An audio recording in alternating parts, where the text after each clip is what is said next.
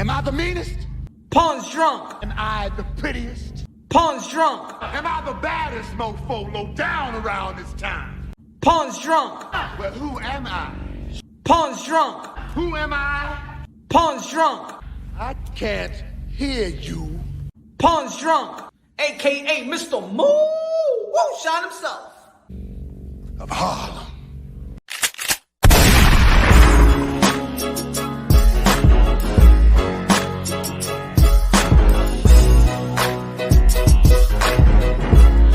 You already know this is Pawn Drunk Boxing, aka Mr. Moo Shine himself, aka El Adobo, aka El Sazón, aka El Borracho. Dímelo, mi gente. Good morning, good afternoon, good evening, wherever you are on this side of heaven. God bless you all. Y'all already know the slogan. God first, everything second. Fight plus survive equals true champions. You already know, have God in your heart, the best investment you can have in your life, baby. Forget the Dogecoin, have God in your heart, baby. The best investment. It's the only investment I could give you. Only advice I could give you, folks. The only advice I could give you, folks. Ladies and gentlemen, man, we had Boxing Sunday. Boxing, forget about the NFL. What's Boxing Sunday? Peep this, we got the Sunday. We had Boxing Tuesday a couple of weeks ago in Madison Square Garden. We have it on a Saturday. Ladies and gentlemen, boxing, we all over the place right now, baby. It doesn't matter what day it is. Doesn't matter what day. Oh, Friday, Ring City on Thursday. Let's go. Boxing is moving on up. Boxing is moving on up, but damn, where the hell is boxing going, though? Boxing is moving on up, but where is boxing going? You see the title, you see the thumbnail. Damn, it went for Mike Tyson. Baddest man of the planet, baby. Knocking everybody out in their mama. Kid Dynamite. Undisputed. Age of 21. The youngest heavyweight champion of all time, Mike Tyson. He went from the golden boy. Now let's not add. Hold on, let's not add. Pound for pound. 60-40. Roy Jones Jr. Roy Jones Jr., baby. Roy Jones Jr., pound for pound. The best man, the best fighter in the decade. Remember? You remember Roy? Oscar de la Hoya, the golden boy from East LA, the Olympian, the gold medalist. Oscar de la Hoya brought the ladies into the sport of boxing. He brought the ladies. Forget about the fishnet. He brought the ladies. Baby, sixth division world champion, 6-time world champion, whatever, man. He got so money, and he fought everybody. The cash cow of boxing, and he got Golden Boy promotion.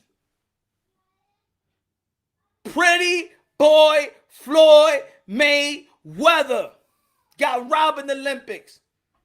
One of the best defensive fighter ever. TBE, TMT. A lot of people only want to remember what the money made. But nah. Pretty boy Floyd was the guy. Pretty boy Floyd versus Castillo. Pretty boy Floyd versus Gotti, where he threw everything in the kitchen sink. Pretty boy showed up versus Ab Judah, versus Ricky Hatton, versus Cotto, Marquez, whatever you want to call it, the undefeated. Floyd, Money Mayweather. The 8th division world champion, 5 lineal, 12-time world champion, the ambassador, the senator, the humanitarian, baby, the great father, the great husband, the great ambassador of boxing, the GOAT, Manny Pacquiao. The 4th division world champion. We moving on to the 4th division world champion. Still in his prime, in his peak, from Mexico. 4-time world champion. Currently pound for pound #1. Currently the cash cow of boxing. Canelo Saul Alvarez. Wow. Boxing is moving. Look at the stars. Look at the cash cow. And then we're moving to the boy from Cleveland, Ohio, the YouTuber, Jake motherfucking Paul.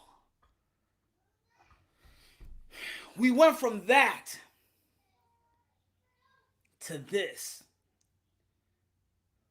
Woo! What the hell? How did we get to this place? From that to this? Where? How?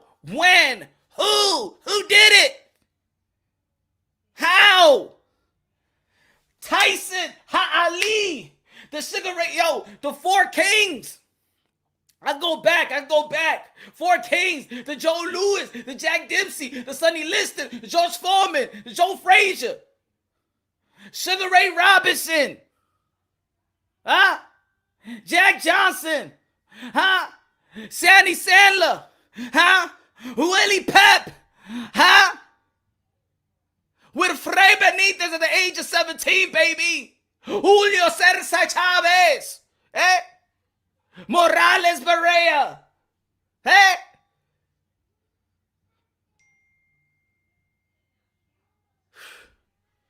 How do we go from that to this? How does it happen? How? How do we let that happen, ladies and gentlemen? Where the hell is boxing going? That's like, that's like, have you ever seen a good-looking chick, right? Like, damn, diablo, mami, coño. Diablo, mami, tú eres caliente como el sartén. Como el aceite en el sartén. Coño, mami, qué caliente, qué calentosa tú eres. Wow, woo. And then sometimes you feel intimidated because you be like, damn, all right, she know how to pick. All right, she what a good dude, man. They got money, they got this. But now it's like you see a good-looking girl with a bum in a fucking Lex in 125th in the damn 4 train. Like, baby, what the hell you want from me to that? How? What I did to you? Did I break your heart? How you go from me to that? Huh? How you go from that? Huh? Everybody been on the D train in New York City? Y'all remember that bum that used to play the drums? If y'all from New York City, y'all don't know. It ain't no joke, cause we're broke. He used to be with a chick. And it used to be him and his chick in the D train. And you know them, they was in the D, they was always, and it was everywhere, but ever since from middle school, from high school, I always catch them after school. And it was 2 couples, right? It ain't no joke, cause we're broke. Real broke. It ain't no joke, cause we're broke. And they used to just be him and his girl like that, kissing each other. It ain't no joke, cause we're broke. Real broke.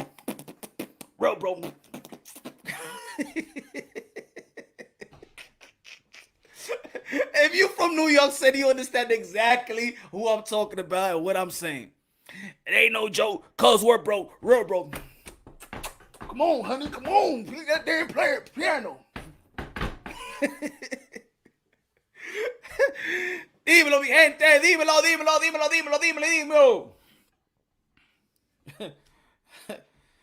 Yo. Let me say what's up to the people right quick. I know I just went right in. Without no Vaseline, right?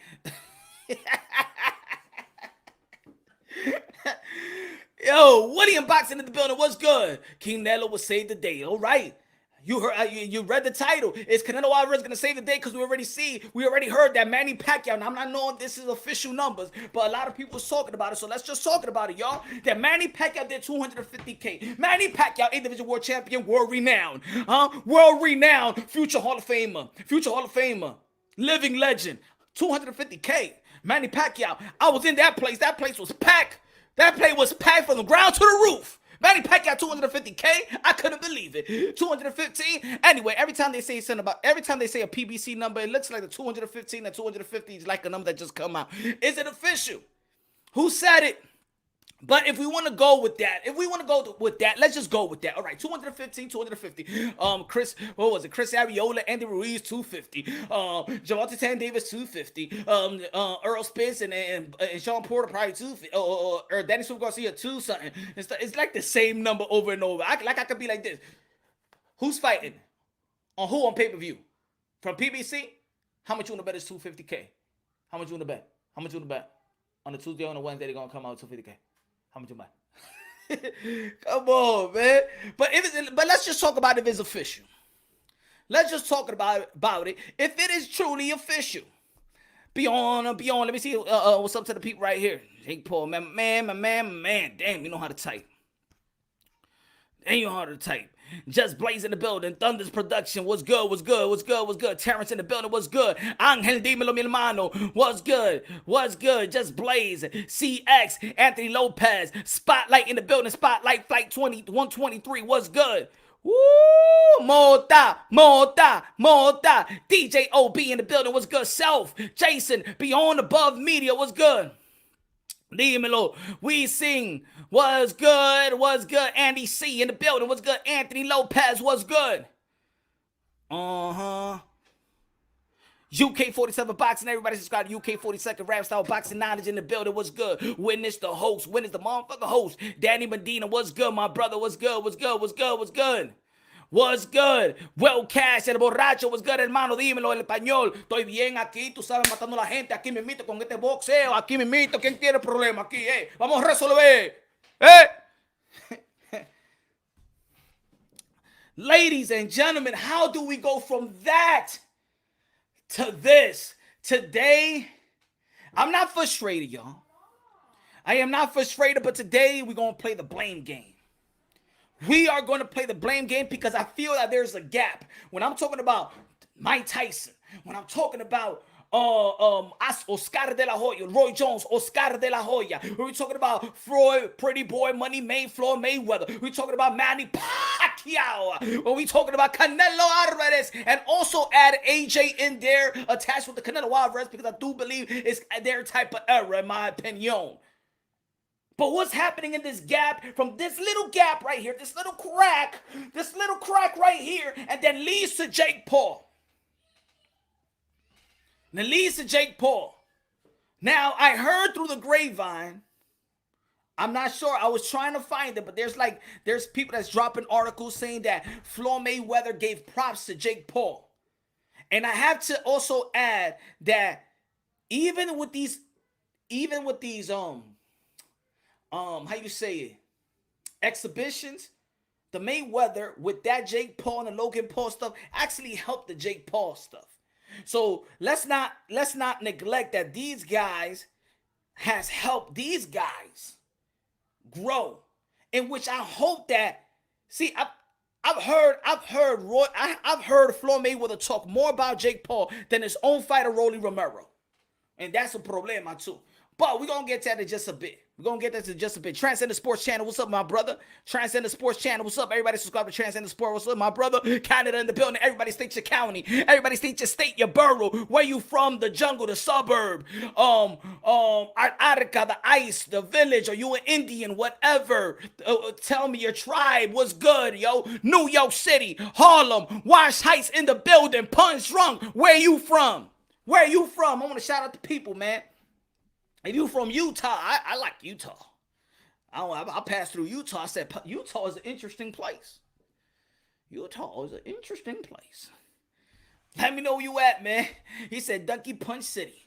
All right. Corona, California. Modelo, California in the building. ¿Quién más? DMV in the building. Washington, D.C. I think Pac lost his numbers due to his dance partner because people thought Spence was going. So then we're talking about Earl Spence as a guy that could bring in the paper. San Fernando Valley, Cali, Riverside, Cali. Shout out to the West Coast connection. No East and West Coast beef. Stockton, California in the building, the land of Gabe Flores. Gabe Flores, Punch Drunk Nation, New Orleans. Hey, yo, shout out to the people in New Orleans and the people in the down south that are suffering from this hurricane. I haven't really got into the news and stuff like that. I was actually, when I was watching the fight, the event, the Jake Paul event yesterday, I also was trying to read what's going on with the hurricane at the same time, but I don't know exactly the details of it. I haven't, and that's my fault. I haven't got into the, I want to know what's going out there, and I want to know how, of the people that are saved and things of that nature. Because of course, my prayers go out to the people out there suffering, man. I would not again. HLD in the building, Charlotte, North Carolina, Inglewood, Northeast, Los 213th. What's good? Toronto, Canada, Transcendent Sports, Texas, but originally from Lower is the Missouri or Massachusetts? You know, I never been to all the places, man. So I, you know what I'm saying. H-Town, Mo City, New York City, Jason, my land, my brother, what's good? Dallas, Texas. I like Dallas, Texas, man. I said, yo, Dallas, Texas is probably a. When I went to Texas, I said, Texas, Miami, Texas, Nevada. I might want to move out here. Sounds good. And there's a boxing town too. Chi-Town, Chicago, where they got the best restaurants, bro. Well, I'm not going to say restaurants, but the best chefs. The best chefs. Love eating out there. Love eating out there. Dímelo, Leo! Massachusetts, where Ward is from. All right. La Fioniquera. Was that Phoenix? I don't know. You know, sometimes the land, y'all land may have a nickname I might not know. You feel me? You know, it's like the New York City, the concrete jungle. You feel me? I don't know. So you got to give me a little more information. Massachusetts, Dímelo was good. New York City will always be my favorite state to visit. Best pizza in Chicago, beyond above media. I think they got the best. I'll tell you like this also, because I used to be vegan. Got the best vegan place and the best vegan burger I ever tasted in my life. The best vegan foods. Well, wait. If anybody is vegan and y'all from New York City, VS Pa. Have you ever gone to VS Pa? It's Latin cuisine. Latin cuisine is Dominican and Colombian vegan spot out there in St. Mark's. They got one in St. Mark's. They got one in Brooklyn. If you ain't vegan, you be like, get the fuck out of here, vegan. If you eat from that place and you like your Spanish cuisine because you don't want to leave it, it tastes just like chuleta, arroz con guandole, and you think you actually eating chuleta. EP, you actually think you eating great chuleta. For real. Pues sí, mi hermano, mi hermana, everybody right here, motherfuckers. Let's explain what the hell is happening, okay? Because this is bullshit. Bullshit. I don't like it. But I gotta respect it because whatever Jake Paul is doing, man, he's doing his thing, bro. He's doing his thing. Let's before we go into the blame game, because I feel like I got more than probably 5 names to blame why we go from that to this. And situations and fights as well. I think that the blame games is not only going to go to 1, 2, 3 person, but it's going to go through fights, and it's going to go through a couple of people that I feel they dropping the ball, and they're letting this phenomenon of Jake Paul take over the sport of boxing. We can't be mad. Jake Paul is taking over the sport of boxing. All right? Yeah, Canelo Alvarez, he's going to have this pay-per-view with Plant. And we need Canelo Alvarez to actually do some great numbers. Because if Canelo Alvarez does less number than Jake Paul, then damn it, ladies and gentlemen, we have moved into the Jake Paul era. And the blame game starts today in this live show. Because I think there's a lot of people to blame. I got no ill will. I still respect these guys as fighters. I still may respect the promoters. But there's a couple of people that needs to go down as the blame. Needs to go down as the blame. So yesterday we have Jake Paul who defeated Tyron Woodley. And then people yelling out, robbery! Robbery! I don't give a damn! It's no robbery. There's no way a fighter that's lived to fight. And a guy that just started fighting 4 years ago, and you lose to him?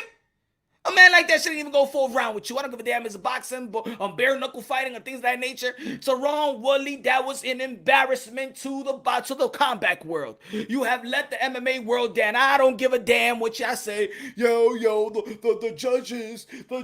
Who you want to suspend this time?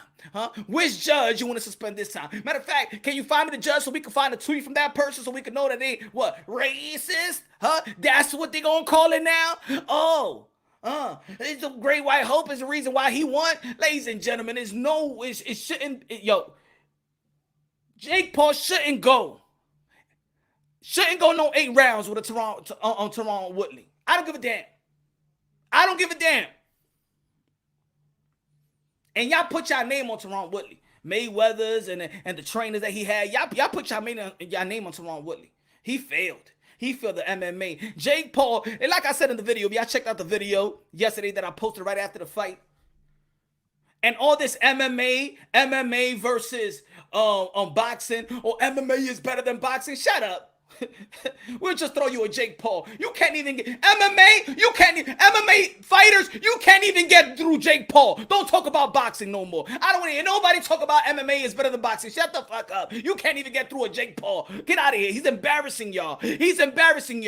Don't even talk about no Earl Spence. Don't talk about no Manny Pacquiao going to the octagon, stuff like that. You can't even whoop a Jake Paul. Get out of here. Don't you ever come. And I don't want to hear nobody ever say MMA is better than boxing. Shut the fuck up. You can't even pass the Jake Paul test. You can't even pass the Jake Paul test. Don't you ever talk about any fighters in boxing. Don't you bring up no damn Mayweather. Don't you bring up no Manny Pacquiao. Don't you bring up Canelo Alvarez. You can't even pass the Jake Paul motherfucking test. Jake Paul is boxing Chihuahua. Go get him. Go.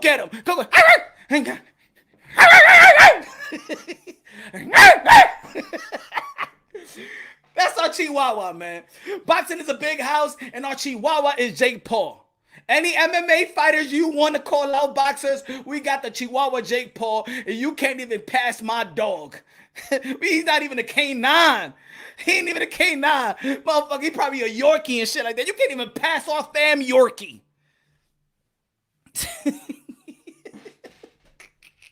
You can't even pass on damn Yorkie, bro. How these motherfuckers can't pass the Jake Paul test? It's Jake Paul. Yo. You said Tyron Woodley used to be this main event in the MMA. Combat sports. Ooh. Hey, you can't even beat the shit out of Jake Paul. Oh, I heard him in the 4th round. He should have been hurt in the 1st round. He should have been hurt in the 2nd round. It should have never reached the 3rd round. What you talking about? I heard him in the 4th. But I was watching. What kind of punches are you watching for? What are you watching for that you never experienced in your damn life? Huh? He knocked this dude, Ariskin, or whatever it is. He embarrassed every fighter looking like that. Looking like they ain't had no. He ain't even had a square. Not even an ab. He ain't even had one ab. This dude looked like a phony, a fake. He let himself get embarrassed for paper. These people, you know what? I'm gonna say it like that. I'm gonna say the truth. You guys are sellouts. Sell out for paper. Sell out for paper, and you call yourself a fighter. You made the people that lost to Jake Paul. You know who you are, you MMA fighter, including Tyron Woodley. You made combat fighters look weak. Weak. Don't come around here and be like, Tyron actually did win, and you see the scorecard. We ain't even looking at the scorecard. Motherfucker, we don't care about the scorecard. This supposed to be a circus. We're not supposed to take this shit serious. I don't care about the scorecard. You went 8 rounds with Jake Paul. Look, again, I know there's going to be people, they always want to argue the MMA versus boxing. MMA is better than boxing. Look at our pay-per-view numbers. Look at you walking into the sport of boxing and you can even beat a Jake Paul. Jake Paul is the test. Jake Paul is the goddamn test. Jake Paul is our test. Jake Paul is the Chihuahua of boxing. You get through Jake Paul and maybe you could get through Fulanito. Shit, man! Imagine Chavez Jr. versus Jake. Shit.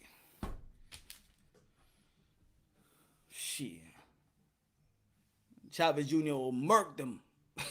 Punch gonna get a pro boxer killed in the shape house. Don't say that, HLD. Don't say that. I know that we happy, and I know. Look, I am. To be honest, yo. After the 3rd, 4th round, and I tweeted. Anybody want to follow me on Twitter? Go follow me on Twitter on Mr. Moonshine 10. I can't put Punch Run Boxing because I've been terminated like 4 times from Twitter. I've been terminated from Facebook because I used to do the politic talk, and I'm not a liberal, y'all. So my ideology when it comes to politic talk is actually kind of different. All right, I'm not gonna talk about it right here because I'm gonna rub y'all the wrong way. But yeah, it's true. This boxing in America, Jake won't fight no prime athlete. He will take on retired fighters and washed up guys. Some way Chavez Jr. murked Silva. Oh, it's true. It's true. It's true. I can't talk shit about that. I can't. I gotta hold myself. Yeah, but why you came with that, Drew? Shout out to Drew. Shout out to Drew. Shout out to Drew. Woodley only made 500K last night. Hey, and the thing is, but after the third round, I'm like, let's go, Jake Paul, baby. Let's go, Jake Paul. Jake Paul. I said, Jake Paul, the face of boxing. Hashtag boxing. Boxing gave birth to Jake Paul. Let me put the hashtag here because that's what I said on Twitter. Everybody follow me on Twitter. Yeah, I'm more in any social media platform. I'm actually active on Twitter. So really, if y'all do want to chop it up, and I have a lot of debates on Twitter. I'm very active in Twitter. I'm actually a Twitter head. Put it that way. I am a Twitter head. Or also, you could go into my website, punchrunboxing.net. But I am a Twitter head though. Twitter is fun. Let me put it right here because this is what I was hashtagging last night. Damn, where is that? Hold on. Knock it out of here, Bill. Oh, shit. Let me say what's up to Bill anyway. Let me say what's up to Bill. Hold on. What's up, Bill? We ain't gonna talk about you today, Bill Haney, but you know what I'm saying? I just wanted to say what's up to you today.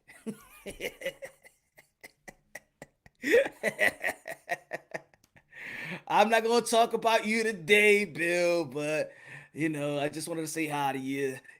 Hope the family's doing well. Hope Devin Haney's in training camp, doing very well. Hope y'all get the fight with Jojo Diaz. All right, so I'll see you later, right? You want to come through? I'll send you the link.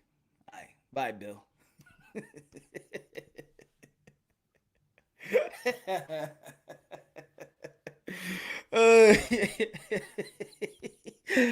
But let me put this up. Hold on. This is what I was hashtagging, and I got people tight, bro. I said, boxing gave birth to Jake Paul.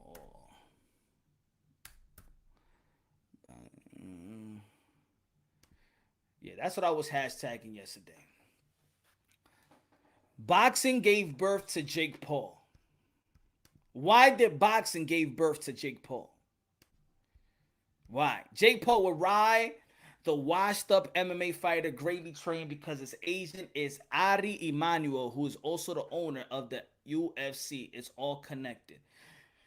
Drew, it could be all connected. At the end of the day, who got the pride? Who got pride enough to not be like, you know what? What about my legacy, man?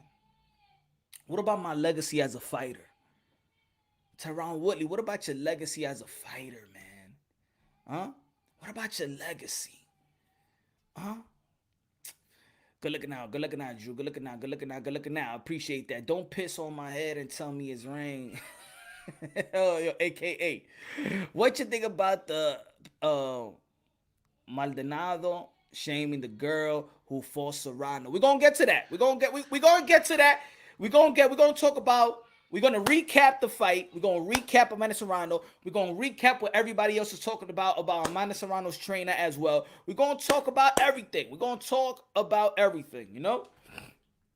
About last night and things of that nature. We're gonna talk about that.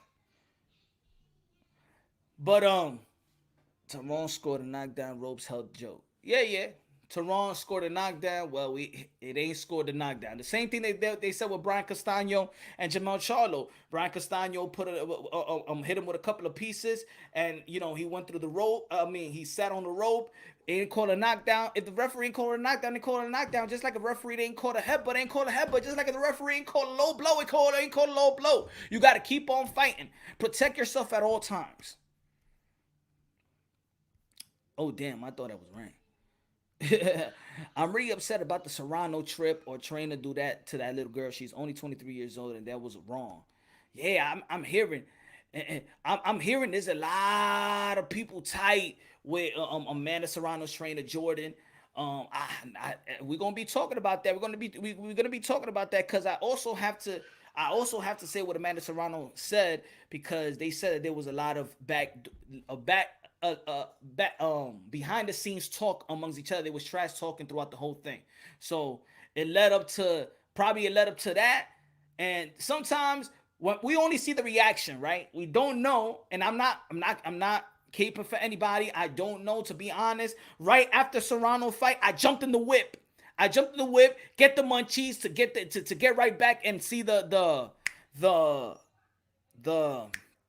main event with Woodley and Jake Paul. I even did a video, so anybody can see that. Right after Amanda Serrano won, I didn't even wait to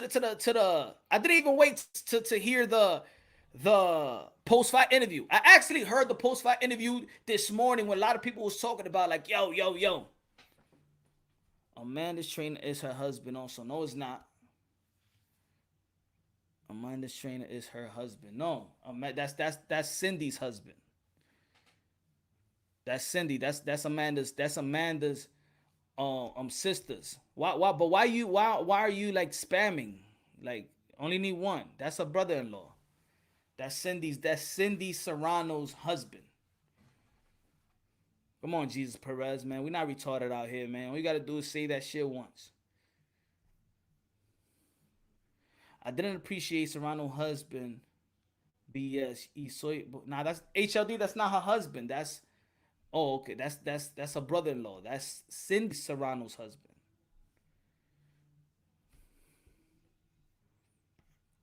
But we're going to talk about that. Let's not jump to that. We're going to jump to that when we're talking about the Amanda Serrano's performance and what's going to be next. And we're going to talk about her Jordan Maldonado, the trainer, and what a lot of people are saying. And also have some content. It has to be a content because a lot of people just seeing outside. I want to listen to the other story. Amanda Serrano was saying that they was trash talking amongst each other throughout the lead up to the fight. And that's where we actually saw the reaction. And that's what happens in life. Sometimes we don't know what's happening behind the scenes. You only see the people that's having the reaction, and then the person be like, yo, but you didn't know that this person said this shit. And then you be like, oh, I didn't know. All right, so mind your own fucking business. It happens to a lot of us, yo. It happens in our surroundings. We see the reaction, right? We seen the reaction. A lot of people get in trouble. It's like basketball, right? The dude hits you with an elbow, you hit him with a hard foul, and the referee tells you technical foul. And then the player's like, yo, but he cursed me out. Technical foul, shut up. but you're out the game. Get him out of there. Because the referee ain't see what the other person did. It happens in sports, right? So come on, let's put our noggins. Let's not overreact. This boxing stuff, we overreact. Oh my God. You heard what he said. I'm not saying that he's not wrong. All I'm saying, I want some content because I didn't see it live. All right. After the fight, I didn't see the post-fight interview. I went into the whip, did a video. I went to get some munchies, right back to the Jake Paul, and hurry up back to the Jake Paul and Woodley fight. And then everybody was tweeting about it, but nobody was putting the actual video. Nobody wanted to get flagged, so nobody was putting the actual video. What her trainer was saying. Then I saw the post-fight interview, but then it was talking about there was no clip. I haven't seen the clip, and then I saw it this morning when somebody put it up. I forgot who put it up on Twitter. Mark Ortega. Mark Ortega put it on Twitter, and then I saw it for the first time. If the referee didn't see it, it never happened.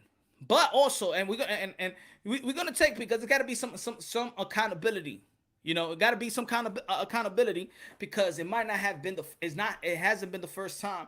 Well, when Maldonado is getting critiqued, that I'm saying, the unprofessionalism, he's getting critiqued. So we're gonna be fair. We're gonna get to the bottom of it. Be fair and listen to, and it got to be some content behind it. But there's going to be some accountability that I'm going to express as well. So we're moving on. First, let's get this part going. Let's get this Jake Paul thing out the way. And let's play the blame game. Samia, what's good? What's good? What's good? Salute, salute. Let's play the blame game. So how the hell did we go from that to this? How we go from Mike Tyson, Oscar de la Hoya, Floyd Mayweather, Manny Pacquiao, Canelo versus Jake Paul? How? In everything in life, there's some evolution. Am I correct?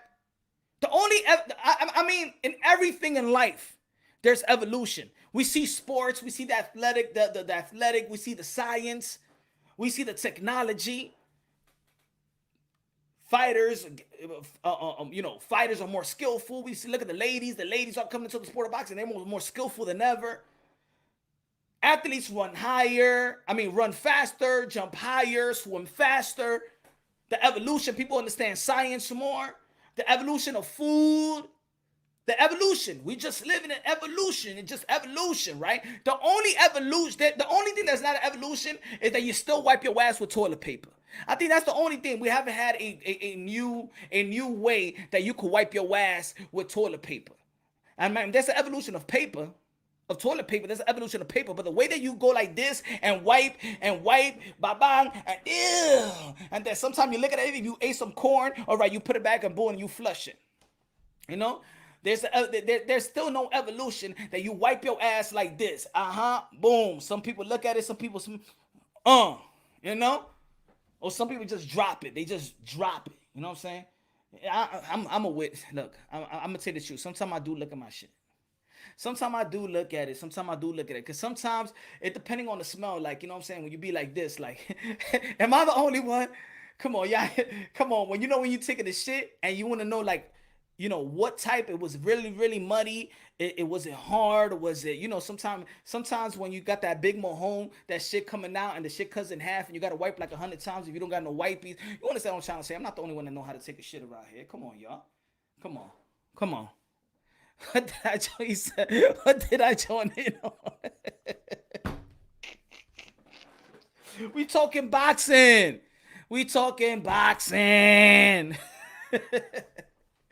I'm talking about evolution, y'all. I'm talking about evolution, right? Pause. I said a big mahon like this that come out your ass. And the shit cuts in half. Jump in the shower, motherfucker. Yo, Marky Dan, that was a decent fight. Salute to Woodley. Decent fight. It was a decent fight. He said back. Good looking out, my brother. Hey, he said Martin Ramos said back to boxing. We're back. So, how the hell did we get to this, right? We got to play the blame game. Now, we could blame it on guys like a Terrence Crawford that can't self-promote himself, and they call him the pound-for-pound guy. So when you call yourself, when people and ESPN, the world-leading sports, is calling, let's say, I'm not blaming, I'm going through names right now. I'm not saying that this is a bud. I want to know what's the blame game. We got to talk, man. We got to come with a concrete understanding in this stuff. So ESPN, the worldwide leader in sports, has put Bud Crawford as the pound-for-pound number one for years.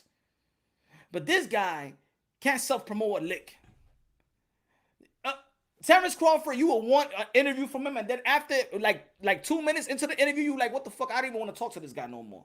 He don't talk. He can't promote. He's not out there. He's not on social media. His personality is dry as F. Is dry like the desert. Whatever, right? Earl Spence. He looked like that the elephant from Sesame Street with the large eyelashes and stuff like that. Hey bird, hey bird, hey bird. He's just like, hi. Like, Earl Spence, what you think about this fight? Well,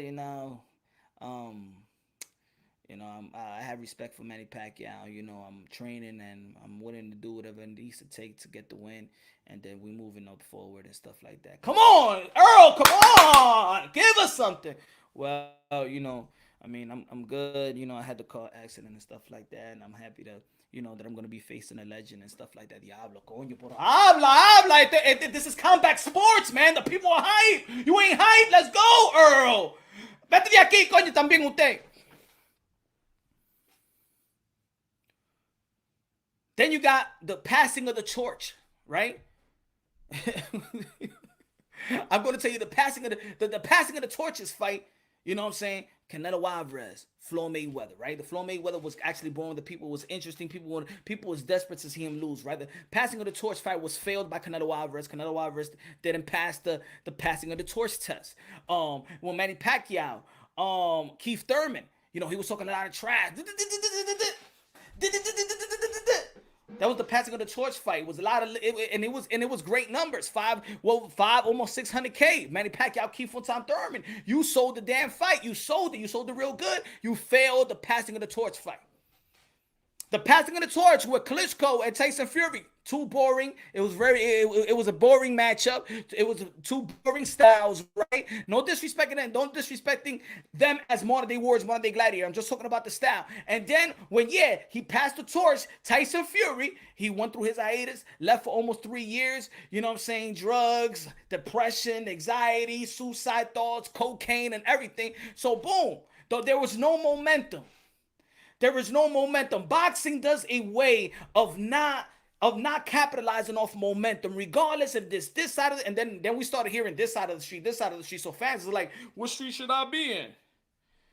If this is this side of the street, y'all started promoting this side of the street bullshit, then you compromising the fans because I'm like, what street should I go? I don't want to stand in the middle of the street because I'm going to get hit by a car, so I'm going to the ESPN street.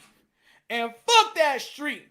Or some people gonna go and go to the PBC street. And fuck that street. Y'all ain't doing shit out there. No, y'all ain't doing shit. Now, y'all ain't doing shit. The casuals looking on me like, what the fuck is going on? Fuck this shit. Boxing is crazy. They bounce.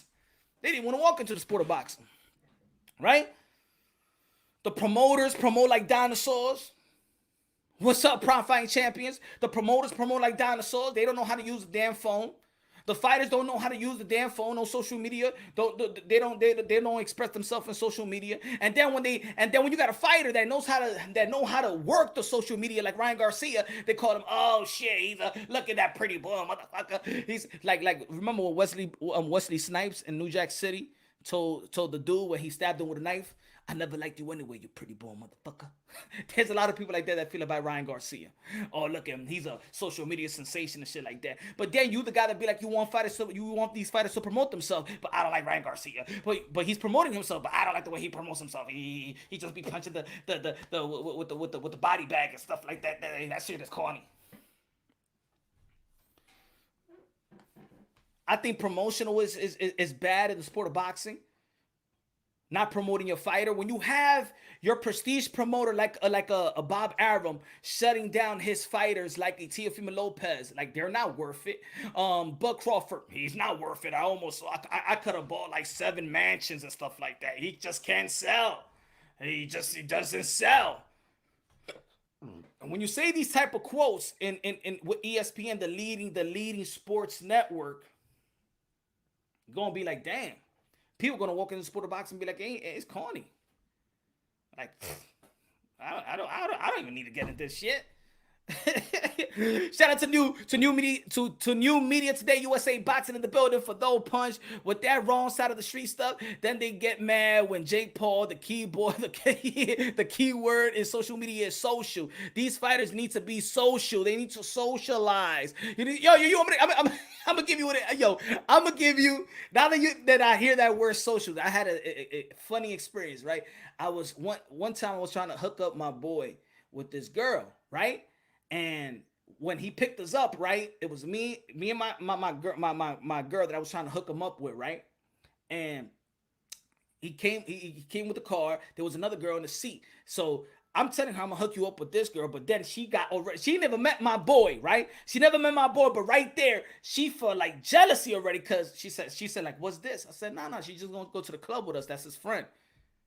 But you trying to hook me up? Like it looked like she got intimidated, right? And then the girl goes, we're just talking and laughing, and she's just man serious. My homegirl's man serious, and then the girl goes, yo, why you not saying nothing? Like, what's your name and stuff like that? She goes, I'm not sociable.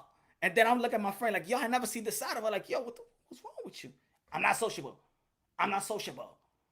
And then my boy says, I'm sorry, I can't be around with people that's not sociable, man. I don't know, man. You know what I'm saying? She said, look at that. I don't want to be here. I don't want to go out and stuff like that. I'm like, yo, what the fuck is happening? I'm just not sociable.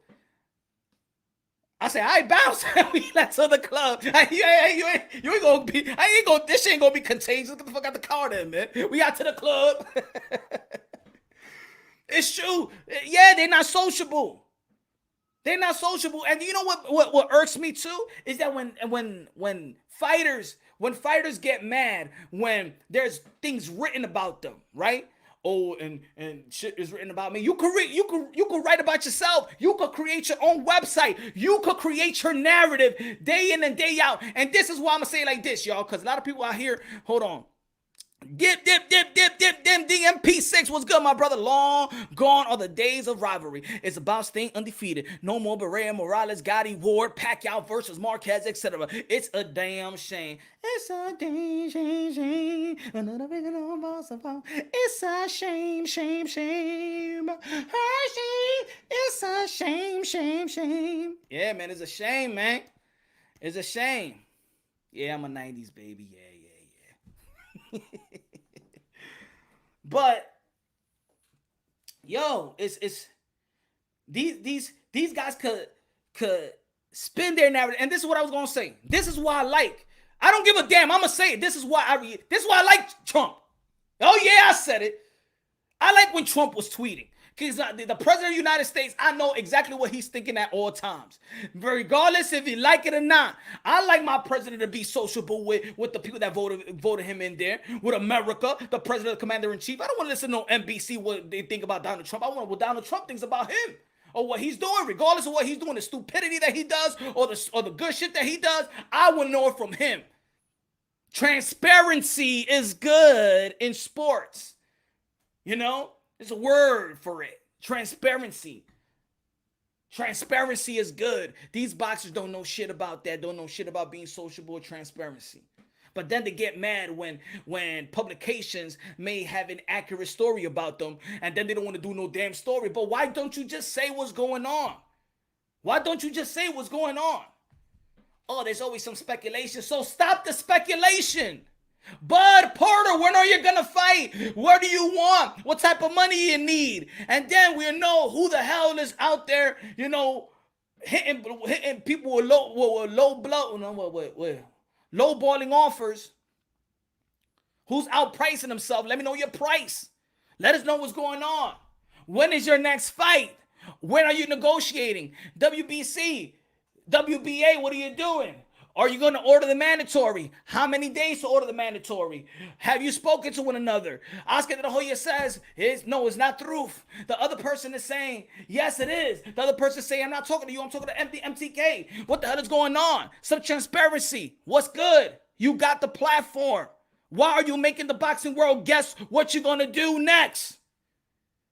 Stay out of your business? No, we pay. No, we're nosy. We want to know.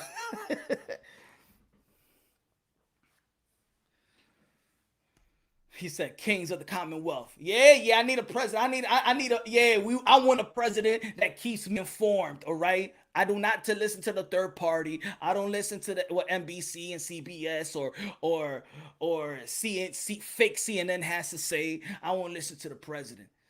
Sleepy Joe, why aren't you texting like the old president? Because you used to let me know what's going on. Yeah, I said it. 2024, damn it, Trump.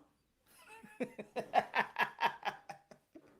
at you getting mad. Look at you getting mad. Fuck punch. I'm going to unsubscribe. What the fuck he said? No wonder he like that color red.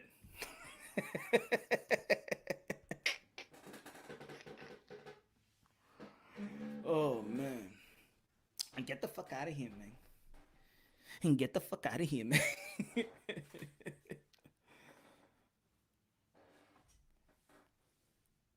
He said, make Trump great again. Oh, shit. Y'all gonna start this Trump shit. Salvador for the win. So, whose fault it is? Dinosaur promoters that don't promote no more. I remember when I used to go to the deli in the grocery store, I used to see a poster of the biggest fight. Everywhere I go, you'll go to the mall, I know they fighting. I know. When I was driving in the highway, big boards everywhere. It was, boxing advertising was everywhere. Everywhere. Boxers used to do commercials. I didn't even see no boxers doing commercials except for Tecate with Canelo Alvarez. They ain't even getting good endorsements anymore. But they not out there, right? They not out there. And the outsiders know how to capitalize off boxing more than the boxers themselves. You know how to capitalize more. You got to stay in the limelight. You got to stay in the limelight. Even Floyd Mayweather. Look, a lot of people there's a lot of Floyd Mayweather haters. To be honest, I'm even getting tired. I think that's it. It's run his course. It's run his course. Your hate for Floyd Mayweather has run his course. It's already boring. That's it. He's done what he had to do in his career. He fought a lot of people. He fought a lot of greats, a lot of Hall of Famers. I don't give a damn what type of style you don't like. Stop with the hate, all right? You don't gotta like the guy's personality, but there's one thing about Floyd Mayweather in his career. You cannot hate it. Or you just a hater. You can't hate about the career. You can't. Oh, he picks his opponent. Man, look at the opponents that he picked, though. There is no Juan Montiel. There's no Luke Keeler there. You know what I'm saying? But even when Floyd Mayweather didn't fight, you know when you saw Floyd Mayweather? In Dancing with the Stars. Even when he's not fighting, he's keeping himself relevant. You're going to see me. He's trying to capitalize. He's trying to earn other fan base into the sport of boxing. Don't think that Floyd Mayweather fan base was boxing fans. Dancing with the Stars was a highly rated show. At the peak, Dancing with the Stars, when Floyd was there, it was at the peak when Dancing with the Stars, what a lot of people was watching. He's getting all those other fan base that don't care about the sport of boxing. He went to the WWE. WWE is it's a big fan base, yo. The WWE fan base is a huge fan base and a worldwide fan base. Floyd Mayweather, when he wasn't fighting, he is keeping himself relevant and adding to his fan base. He's adding more. He's adding different type of cultures into the sport of boxing. He just ain't sit his ass until he gets a contract so he could fight.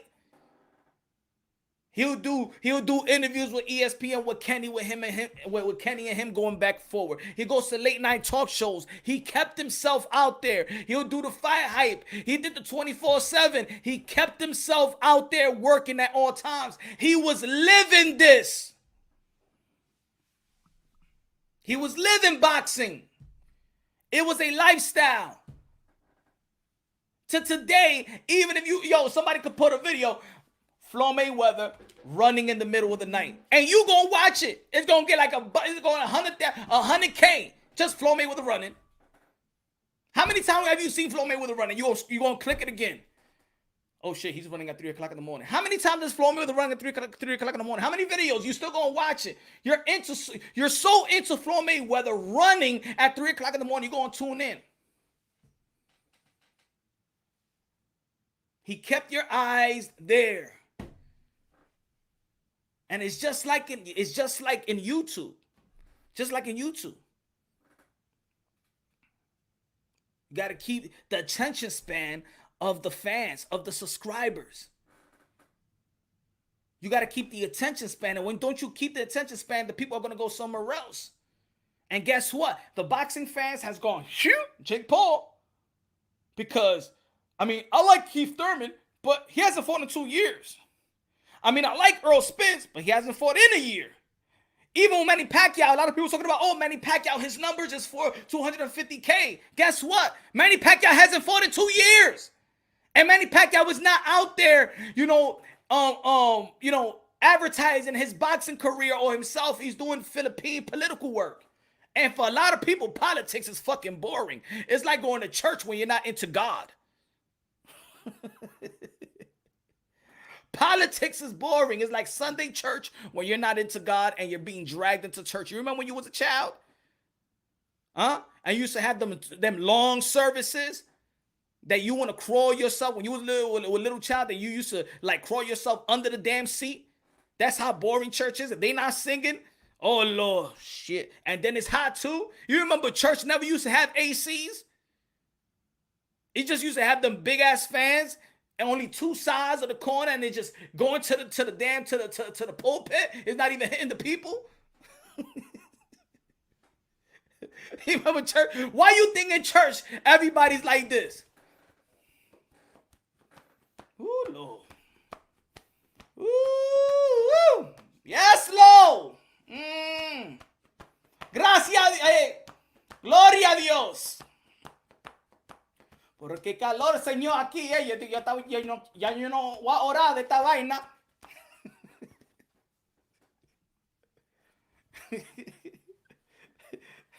You go to church.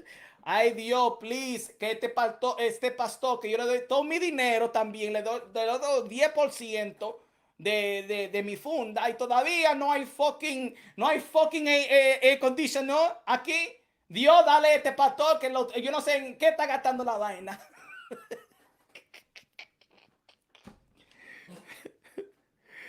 Lord, help me, please. Lord, I have given so much offering to this man, this pastor, and he still can't fucking buy AC. This last time I'm going to church, I'm going to the new church down the block with Pastor Tucker.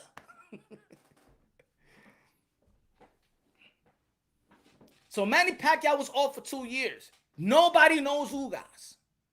And even, or like I told you already, I told you yesterday and the day before yesterday, Ugas, and it's not even that he don't speak English. It's that even Spanish people don't even understand his Spanish. So it was like, I told y'all yesterday.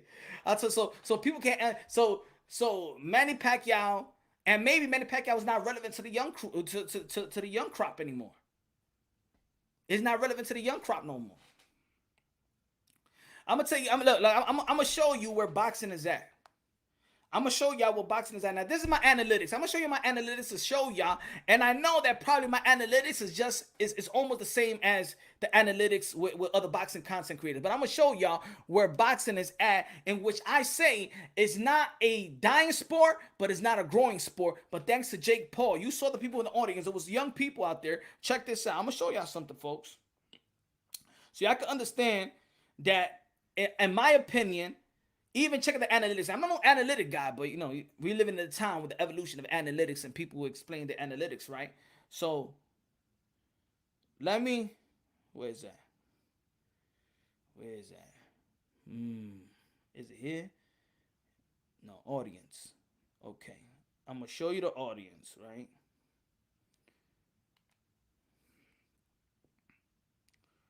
Boom. Okay. Give me a second.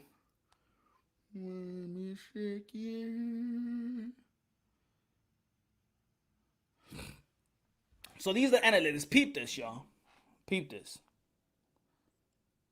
So from age 13 and 17 is 0.9%. And it's just my channel, but I bet if people go check right now your analytics, if you're a boxing content creator, go check your analytics right now. Look at the age range. So 13, 17, nobody's looking on. 18 to 24, even mid-20s, is 9.8%. 25 to 34, 28.9%. 35 to 44, 28.9%. 45 to 54, 17%. 9.6, 55 to 64. But look at the 18 to 24. And then look at it. No young people is really paying attention to the sport of boxing, even at your earliest of 20 years old. Now, if there's any boxing content creators looking on, or Rap Star, or Coach Malachi, if you're looking at it, go look at the analytics and let me know if it's just mine or yours is almost a similar thing. Because we're talking about boxing and we talk about boxing daily. So any boxing content creators, go check it out. Boxing, So let's say, in my opinion, boxing is not a dying sport, but it's not a growing sport. Why is not a growing sport? Because the fighters today are not doing what the young guys are actually doing. Not even that the young guys, they're not socializing like Coach Malachi just stated. They don't want to be social. And if you don't want to be social with somebody, I don't want to know you either. You feel me? If somebody don't want to be social to you, you in the same room, what you do? You mind your own business. I mind my own business. Look at this thing there. And look at this guy. Mira esa tipa. What happened when you be like, hey, how you doing? How you doing, honey? And stuff like that. You drop where you from? And she like, ay, pues mira esta tipa, mira tan buena rullía, vete de aquí. Vete de aquí. Que la boca tuya, tú hiede. Right? That's how they act. You act stank to the boxing community. You act stank to the boxing world. You just can't come around when there's a fight and people ask you, no, you have to keep yourself. If you're gonna fight one time a year, you think people's gonna wait on you? You ain't that exciting. You ain't no Manny Pacquiao. You not no fucking Mike Tyson. You're not Oscar de la Hoya. You're not gonna wait people for a year and then you give us a loss or you give us like a okay performance, nothing special. You think people's gonna wait on you? And that's the problem. Ain't nobody out here. Yo, boxers, I love fighters.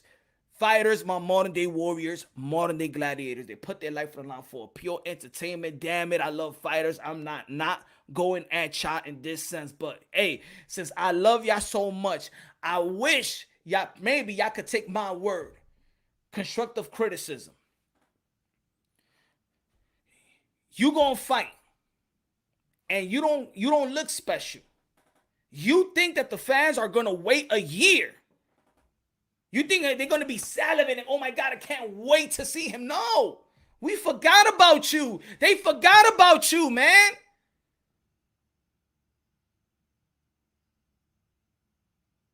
If Manny Pacquiao did 250K, that hasn't do too much about Manny Pacquiao. Is I haven't seen you in 2 years.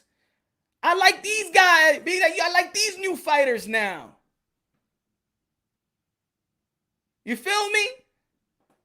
Keith, we haven't seen you in 2 years. Broner, the last time he fought, before the last one versus, I think Santiago was his name, right? He fought Manny Pacquiao. He lost. He came right back. You thought you was going, even Showtime, you thought you was going to get some looks? Nobody care about you no more. We see you more in TMZ in the courtroom than we see you in the ring. So it's not only that these guys don't even want to use social media, don't want to engage with the fans, don't want to be transparent with the fans, don't want to be sociable with the fans. They don't fight enough. Are you semi-retired? Back in the days, if a fighter was off 8 months, they considered that retirement. Did you know that? Did you know that back in the days in boxing, when you was off 8 months, they consider you almost that you're retired, semi-retired.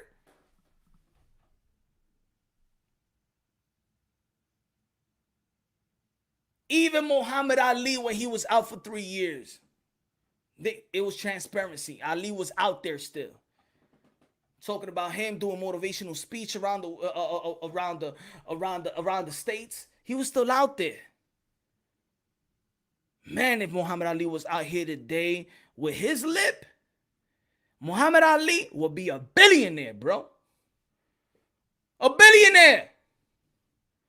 This dude knew how to engage with, he knew how to engage with his haters so much that within time, you just love to be and hear Muhammad Ali. And he did it so clever too, to the point where Muhammad Ali's trash talk was clever trash talk. Never cursed anybody out. It was clever. You could play Muhammad Ali talking trash right now, and there is no bleep in it. It was none of like, suck my dick, you pussy, you this, not that kind of McGregor Floyd Mayweather type of shit. That's just cursing each other out. Muhammad Ali was a genius, the best trash talker in the world, and he didn't even have to curse. D. Hodge in the building was good. But he promoted all day long. All day long, he promoted. He was out there engaging, motivating the people at the same time. By the time that he come back, we want to see Muhammad Ali. Why you think when these people come back, we ain't trying to see him? Think about it. When Tyson Fury came back after the 2-year hiatus, do you remember that fight? Do you remember who he fought? Do you remember how he won? Man, because he had a boring style. We don't want to see that shit. Even though you beat Klitschko, you had a boring style. We don't want to see that. Adrian Broner, we haven't seen you in 2 years. We don't want to see you no more. Keith from Tom Thurman, we might want to see you no more. We might not want to see you no more.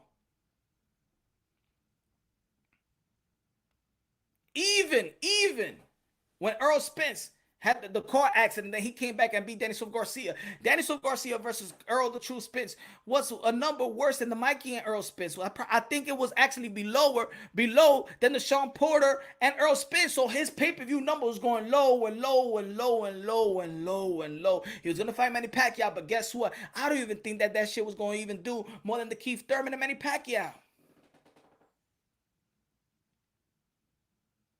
And then guess what? What's good, Sky? And then guess what? Then the industry want to tell you and I that, yo, 250 or 200, 300K, 300K, 400K is good. It's good. They try to tell us that for a couple years, right?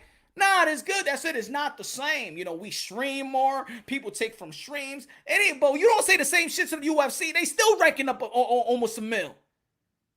Mike Tyson and Roy Jones expose all you fools, man. That's a lie. That's a lie. That it's just the way that pay-per-view works today. The 200, 300K is kind of good. No, it's not. It's not good. It's not good. Mike Tyson exposed that. 1.6 million. Roy Jones Jr., Mike Tyson. You know why? You know why people couldn't wait to see Mike Tyson? They saw his workout.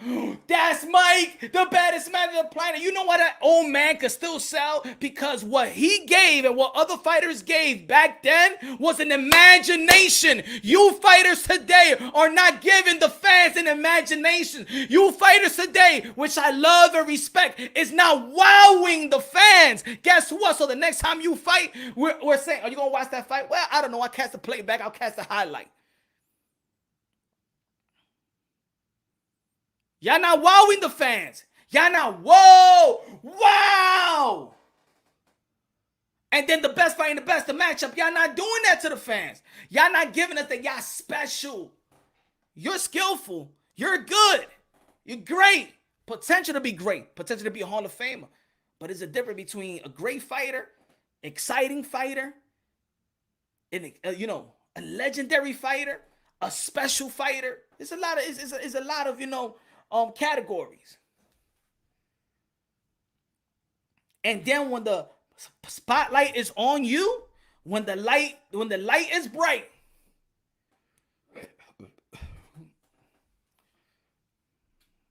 not giving a special. Y'all not giving the fight that is gonna stick with somebody for the rest of their lives.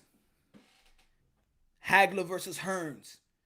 Everybody gonna talk about that one round. They didn't even talk about, forget the fight. The best one round we ever seen in a boxing match probably is Hagler versus Hearns, the first round. Oh my God. Are we gonna watch this for 15, 12, whatever round? Damn, yo.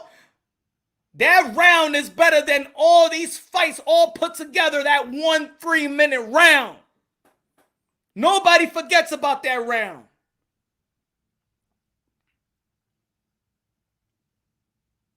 Yeah, you got to be a great fighter, but you know what? You got to also entertain. It's in the entertainment business, and you have the skill set. Why we think that Roy Jones Jr.? Why don't we can't forget about the Roy Jones Jr.? Why we can't forget about the evolution of speed and power of Roy Jones Jr.? I don't even think that it looked like Roy Jones Jr. when he was at his prime. It was like Sugar Ray Leonard and Muhammad Ali had a baby, and they created Roy Jones Jr. Speed, power, showman. Where's the showman in the sport of boxing? Where's the showman? Where is the Nassim at? Prince Nassim, a showman. Where is it? That he gonna whoop your ass and he's gonna give people the show. I want to see this show again. You're giving us a fight. Other people gave us a show. You gave us a fight, but other people gave us a show. And then if there is no evolution of that, you tuning out the fans. You tuning out the fans, man. I like the Tank. Look, even Tank Davis, his knockout reel was good. A lot, I like it. Tank Davis, even though the people don't like his opponent, but you know what? The way he knocking out the dudes is entertaining to me. Tio, when he knocked down Comey, you gotta steal the show. It was entertaining to me when you remember again who was it against Maldonado that he hit him with a jab and then he went like this, boom. T.O. did this to the dude, boom, boom, and hit the dude in the face like that. I said, that's what I like. You remember Roy Jones Jr.? Go look, listen to Roy Jones Jr.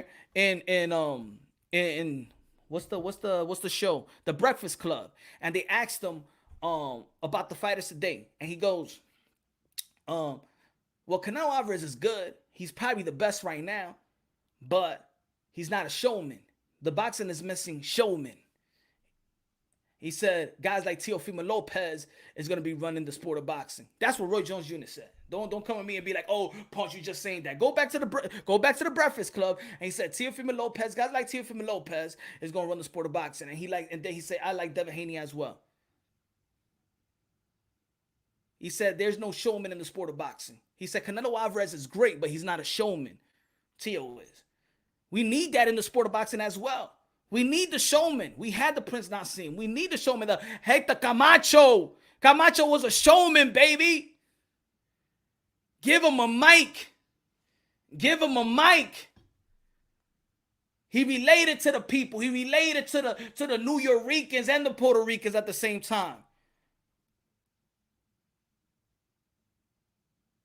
Even the Danny Garcia can't even relate to the Puerto Ricans out there. You know, picky Spanish.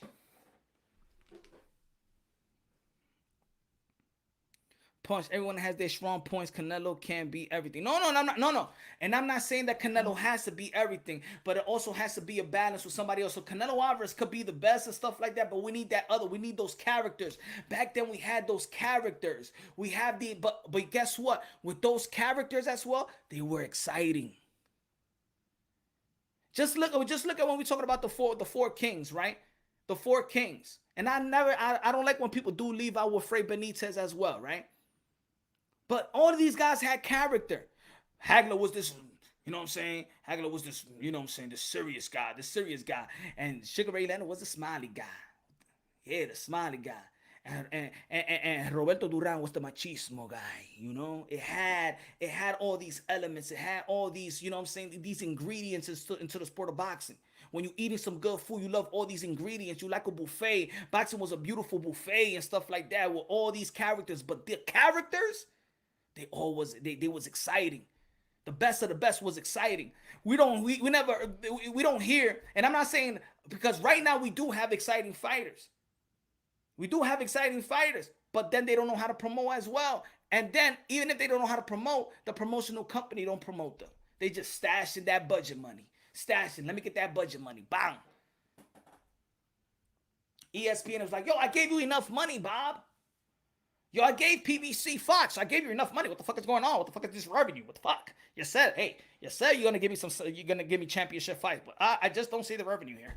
I'm sorry, I just don't know. I'm gonna give you the damn contract. We're losing money out here. I mean, the sponsors are fucking walking out of here. What the hell is going on, Al? Huh? We gave all this money, huh? You told me 17 fights that we're gonna get, huh? We want Canelo Alvarez right now. You bring the damn Canelo Alvarez right now.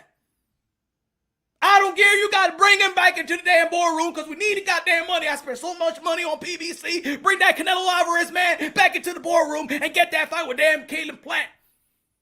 Or you're not going to re-up nothing for you. Al, I don't want to hear a goddamn thing. You bring that Canelo man. You bring him here in the damn office. He going to fight with us. PBC. Fox. Let's go. Even the promoters are not promoting like they used to. Love you. Good night. Love you. Bye-bye. Good night. My son said good night to everybody. Little Miss Peak right now. MVP, the best entertainer, don't sleep. But smash the like button, ladies and gentlemen. Smash the like button. Right over the storm, and I'm sorry I wasn't looking at the chat. You know, sometimes when I go on my thing, I'll be looking at everywhere else except the chat. COVID has also hindered the sport of boxing, but the main culprit for boxing not going to mainstream has been the promoters. Yeah, we got to the promoters. I think the promoters. Look. And now you want to cast this? I think the promoters. The promoters. Good looking out, Vice. The promoters. That's why we want to know the sport of boxing, just the business side. Like, we want to how much money did ESPN gave Top Rank? I just want to know that so we can know how much did Fox invested in PBC, or what's the budget money, or what's the budget money for a fight? Because at the end of the day, I do believe, and look, I'm not saying this is facts. I'm not saying it's just self-explanatory to me. To me, common sense to me. I could be wrong. I'm not saying I'm right, but this is what it sounds to me. That the networks give these guys a budget to make these fights, to pay these fighters, but these fighters don't know how much is the budget. And I think that every fighter, especially the ones that's bringing in the numbers for these networks and is bringing in the cachet for the for the promotional company, I do think that they should be informed of the deals that you make with the networks to see how much is in the pot. And I think that's where, when you hear fighters saying I'm getting lowballed, and you be like, shit, well, I'm not worth this. And then you see like, oh, Mikey Garcia getting $7 million from the zone. You'd be like, damn, he's worth that money. Yeah, how that money? How is that his worth now? You know what I'm saying? So is that really his worth? Is that how much money you could give a Mikey Garcia? Because you could give $7 million to a Mikey Garcia. You could give $7 million or $6 million to somebody else. Then you could give a damn $1 million and $1 million for Katie Taylor and Amanda Serrano, so we could see the best female fighter in the world. Where's this money coming from? But the fighters don't know it because you're not the owner of the contractor. The contractor hires you.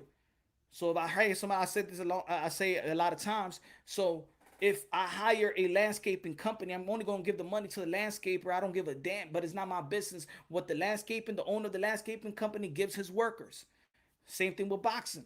ESPN is going to give Bob Arum Top Rank money, but it's none of the fighter's business how much ESPN gave him. It's his business how much Top Rank pays them. And I think that fighter should know the business that the promoter has with the networks, in my opinion. EA was good, brother. There's also no one else that fights top contenders to be bigger than the sport. Exactly, too. Exactly. EA Loop. And you know what? And even with Canelo Alvarez is going to be fighting Caleb Plant, his best matchup in 168 for the Undisputed, it's still a Canelo show. It's still a Canelo show. Ladies and gentlemen, at this point, Canelo Alvarez have just gone to a different level.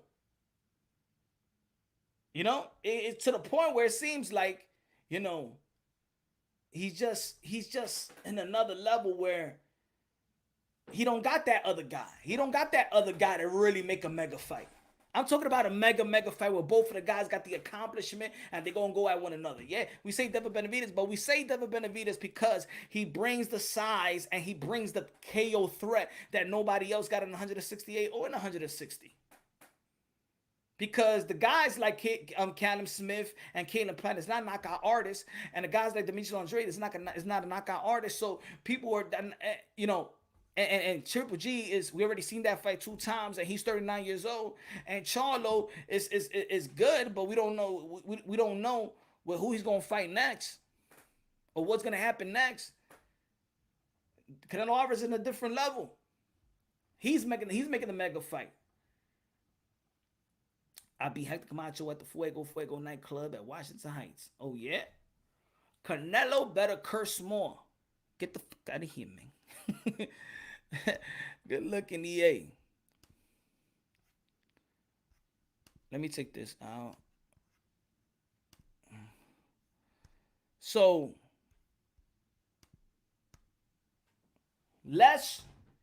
I think that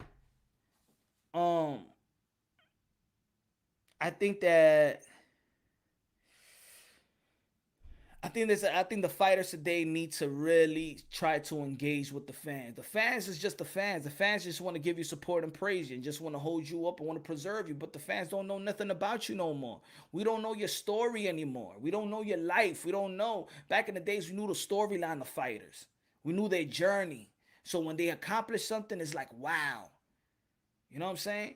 Fighters, the hardcore boxing fans are not is not getting to know these fighters. Imagine the casuals. The casuals don't know shit about you, man. People thought that Deontay Wilder was an NBA player, the champion of the world, man. Back in the days when the heavyweight champion was supposed to be the king of the world, he's recognizable all over the world. At one point, you wouldn't know if Deontay Wilder was LeBron James in Times Square. You don't know.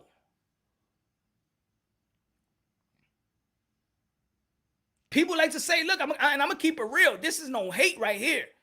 This is no hate whatsoever. I don't even think a Bud Crawford versus Earl Spence does more than 500K. I don't think so. Even though that we think that that's one of the biggest fights in boxing, I don't even think that Earl Spence and Bud Crawford does more than 500K. I don't think so. Nobody knows who they are. You think they know who they are. They could forge numbers up. I don't think people don't really know where they are. To the magnitude of what we know that this fight could be and what this fight is, I don't even think it'll crack 500K. I don't even think it cracks 500K. What y'all think? If Manny Pacquiao 250K, it doesn't matter if it's Ugas, because if it was Earl Spence, I think it still won't even do more than 400K. I don't think so. Because these guys use Manny Pacquiao because they think that Manny Pacquiao is the number. This is why they say if they beat Manny Pacquiao, then they will become an international superstar. How are you going to become an international superstar beating Manny Pacquiao, which they say they're 450K, 250K. So somebody got the analytics all fucked up. They got it all wrong. Think about it. Think about it. These fighters really want to fight Manny Pacquiao because he's a legend and because they feel that Manny Pacquiao brings all these eyeballs all over the world.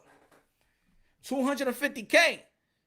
Even if you would have beaten Manny Pacquiao, only 250K or what? Not even 1 million people would have saw it, right?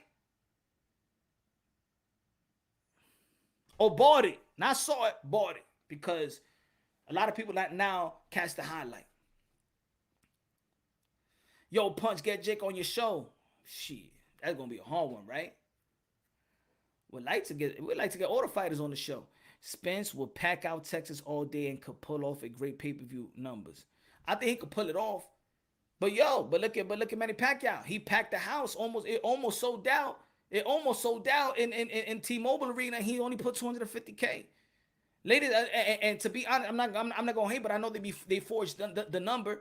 Remember when Earl Spence fought in New York City in the boardwalk in Coney Island, they said that he did 6 million views. No, it wasn't no 6 million views. 6 million didn't see Earl Spence. They was watching the Olympics, and it was the USA versus Spain, and then right away it went to his fight. But then they said that it recorded 6 million. No, it did not. 6 million did not watch him. People did not tune. They leave their probably TV on, but they didn't tune an Earl Spence fight for 6 million. They forged that number because that 6 million never translated into the pay-per-view buys. Let's be real. Let's be honest. That's why I say, and look, and to be honest, this 250K Manny Pacquiao, I don't even think it's all accurate. I'm just going by what was reported, right? Because it seems like everything in the PBC pay-per-view is 250K. Everything. It's like automatic. Like we're talking to a robot. Pay-per-view, 250K. What's the pay-per-view of Manny Pacquiao and Manny Pacquiao? What's the pay-per-view of Manny Pacquiao and Ugas? 250K. What's the pay-per-view of Chris Arreola and Andy Reid? 250K. What about the pay-per-view of Gervonta Tank Davis and Mario Barrios? 250K. 250K. 250K. Oh, 564. 564. It's like a machine. They asking, am I? Shake the machine up. 534K. All right. Because it's kind of weird right there. It's kind of weird. Right? Isn't me? Come on, y'all, man. Don't leave me out there in the island. Don't you leave me in the island by myself. Wilson! Everybody got 250K. Everybody got 250K. Javante Tank Davis and Leo Santa Cruz, 250K. Javante Tank Davis and Mario Barrios, 250K. That shit is right. I think so. Andy Ruiz, Chris Ariola, 250K. Nah, get the book out of here. It can't be doing 250K. Really? Earl Spence versus Dennis Garcia, 250K. Nah. This is Manny Pacquiao. If Manny Pacquiao does 250K, then that machine is fucking. That's a machine that's fucking broken. It's a machine that's broken. Yo, Manny Pacquiao, 8th Division World Champion, 5 Lennu, the ambassador, the senator, the 2-time world champion, the great husband, the great father, the best karaoke singer of them all, the GOAT. Manny Pacquiao versus Yordenis Ugas, 250K. Alright, that shit is broken. Yeah, that shit is broken. Pull the plug on there. Let's take it. Let's take it. It needs some work. 250K. Yo, somebody. Fucking J5. 250K. 250K. Yeah.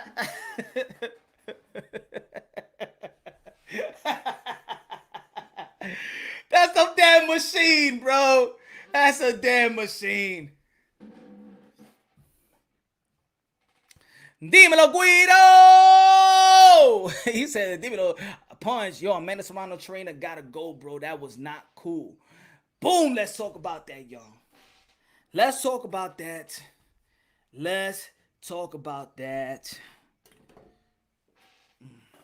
Hold on. Let's talk about that. Let me get my point of view. Let me get my point of view on this one.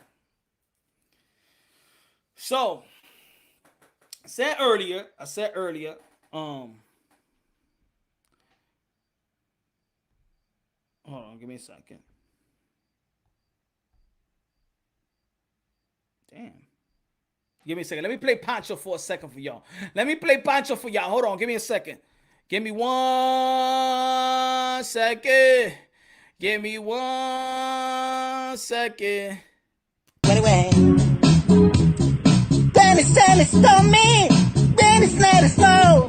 Said it never means me, had him at it wrong. What do you mean? Screaming when out low. Dennis started showman, running at his feet. Show! Sing it. Yo, his competitor. You'll never be alone. I'll be with you from door to door. Baby, I'm right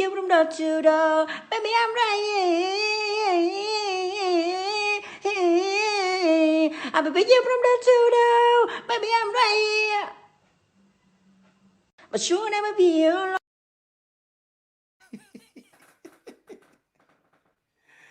I love those guys, man. I can't get enough of those guys, man. 250K. I want to see the guys Arabic, like, if the guy that the machine is after that. Yo, what's his name? Was Javante Tank Davis and Leo Santa? 250K. Javante Tank Davis versus Mario Barrios. 250K. Andy Ruiz versus Chris Ariola. 250K. Earl Spence versus Danny Garcia. 250K. Manny Pacquiao versus Dennis Ugas. 250K. That's a fucked up machine. That machine is all fucked up.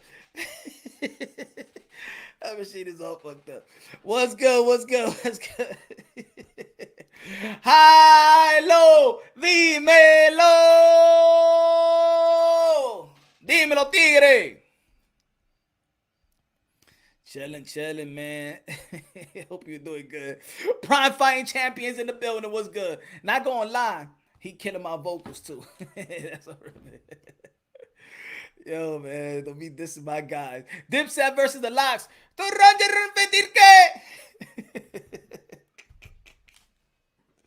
Everything is 250K. You know how you fucking you'll fuck up the machine and stuff like that. What about Teofimo Lopez and George Cambosa in Juneteenth? 250K. Aha, you lying there. It was postponed. It's stupid. Ah, you're lying. You're a liar. And Deontay Wilder versus Tyson Fury, the trilogy. 250K. You're lying. You're lying. I caught you. You see, you're a damn machine. Didn't it that fight? Didn't it fight?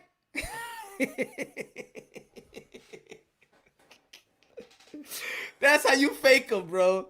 That's how you fake the machine.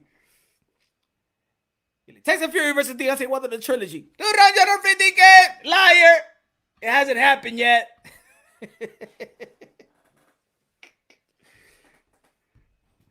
Be like Jake Paul versus Woodley. I'm working. That's 550. That's 550K, my friend. You woke up the machine right there. Jake Paul versus Tyrone Woodley. Dude, 550K, motherfucker. He said, beyond above media, 251. 251K, motherfucker. Oh, shit. Oh, man. You guys are a trip. Oh, man. But, all right, this Amanda Serrano, she performed very, very ruthless, great, well. She's the 7th Division World Champion. She did her thing. She barbecued a damn Riz on Mercado. Mercado was a tough girl, and it was an exciting fight. Oh, shit, did I see this one? My fault. Yo, Esco, good looking now. Esco. Yo, Punch, keep grinding, brother. 251K. Thank you, my brother. I appreciate you, my brother. High, low, gracias de lo mío. Thank you, my brother. I appreciate that. God bless. Tratos de alegarte de los condenados, pero tú hago pecadores. That's church talk right there. That's church talk. 250K is a universal number. It's also the circumference of the earth. And the pyramid or something. The pyramid is 250K, motherfucker. 250K watching right now. Why? Right? I hope, right? Yo, what about Punch Wrong Boxing live stream right now? You're no good, Mr. Armstrong. You only had 116 people looking or not okay for you, motherfucker.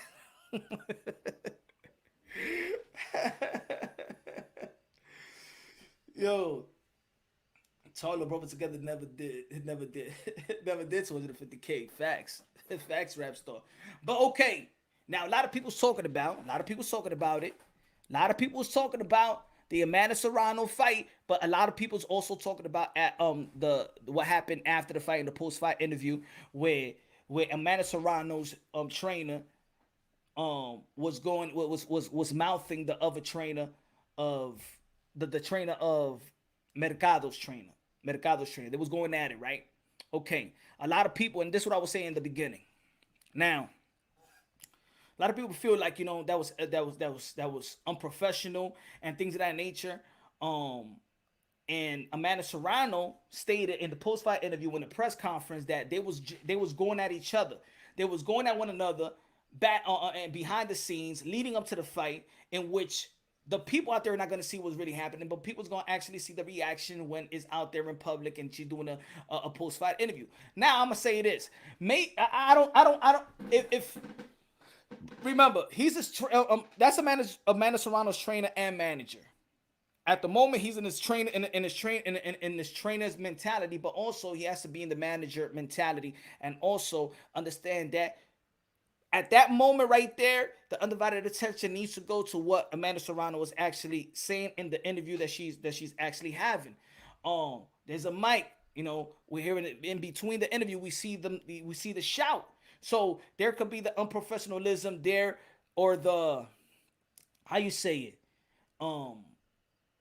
first is a fighting thing. They battering each other only because you just finished the fighting. Yeah, you're still going at it. He's going bye-bye, but he's actually going at the trainer, right? Mercado said in a recent post that she felt she was disrespected, and she feel let me see if I can find what she said. Damn, I know I had it here. Damn, where it go? Let me see. Give me a second. Let me see. Give me a second. I'm gonna find it right here because I want to say the facts of what Mercado said in her statement. Here we go.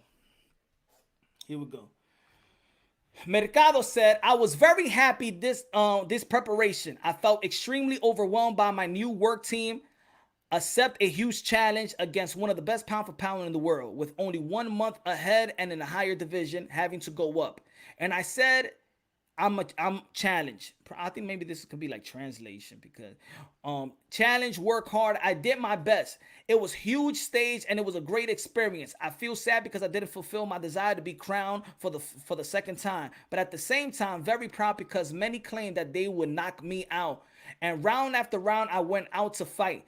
Thank you to my corner for hooking me up, for helping me grow and be better. I'm so proud of you guys. He also enlightened my deep indignation over the insults, profanity, and verbal attack my team and I suffered from the coach of the opposite corner, meaning Jordan, Amanda Serrano's trainer and manager. I was respectful to the champion and her team at all times. This sport and shouldn't be stained. I'm sad and upset about his performance as he offended me and my team. Even his attack continued when I was getting into the ambulance with the paramedics. The truth is not fair, but hey, thank you very much for your shows of affection. Thank you for your love. Thank you for everything. It was for you and for you, Team Mercado. So they're stating that this went all the way backstage to where she was getting into the ambulance and the paramedics. That part we did not see. And I hope to hear what Amanda Serrano, Jordan, the trainer and manager, will have to say about that. I only saw what happened in the ring after the post-fight interview, and a lot of people did not like. A lot of people felt like he was stealing the shine and things of that nature. Now I'm gonna say this, again, I'm one of the people that this is the boxing world, and just because you finish the fight, that doesn't mean there is some type of great camaraderie after the fight. Sometimes the build up is too much, which to the point after the fight it's still heated. It's still heated. It's still the I told you so. It's still, you remember, put it this way, I'm not even gonna bring it up because then you're gonna be like, he's just trying to the name, dirt the name, whatever. But the people just wanted to hear Amanda Serrano on the post-fight interview and things of that nature. It may have looked unprofessional, but the other thing is I don't know what the other person is saying, and I don't know if they've been going at it amongst each other throughout the building of the promotion, and that's what Amanda Serrano has kept it very professional throughout her career. She is very, very, very. She could easily promote herself the way that a lot of people do want her to promote herself. A lot of people want her to talk shit. A lot of people want her to do all of this, and she always kept it professional. I'm gonna be me and things of that nature. So this and people are saying that this is overshadowing her win. It shouldn't overshadow her win. You talking about it so much is gonna overshadow this win. It shouldn't overshadow. This is the combat sport. This is the combat sport, and yes, and this is what I don't like either. This is what I don't like either. Is when people be like, oh, and he spoke like that to a lady. Y'all not gonna start this sexist stuff, all right? Y'all not gonna start this sexist stuff now, because in this combative world, even the trainers are competitive as well. Girls don't want to be pity into being it's because I'm only a female. They don't want to be pity like that.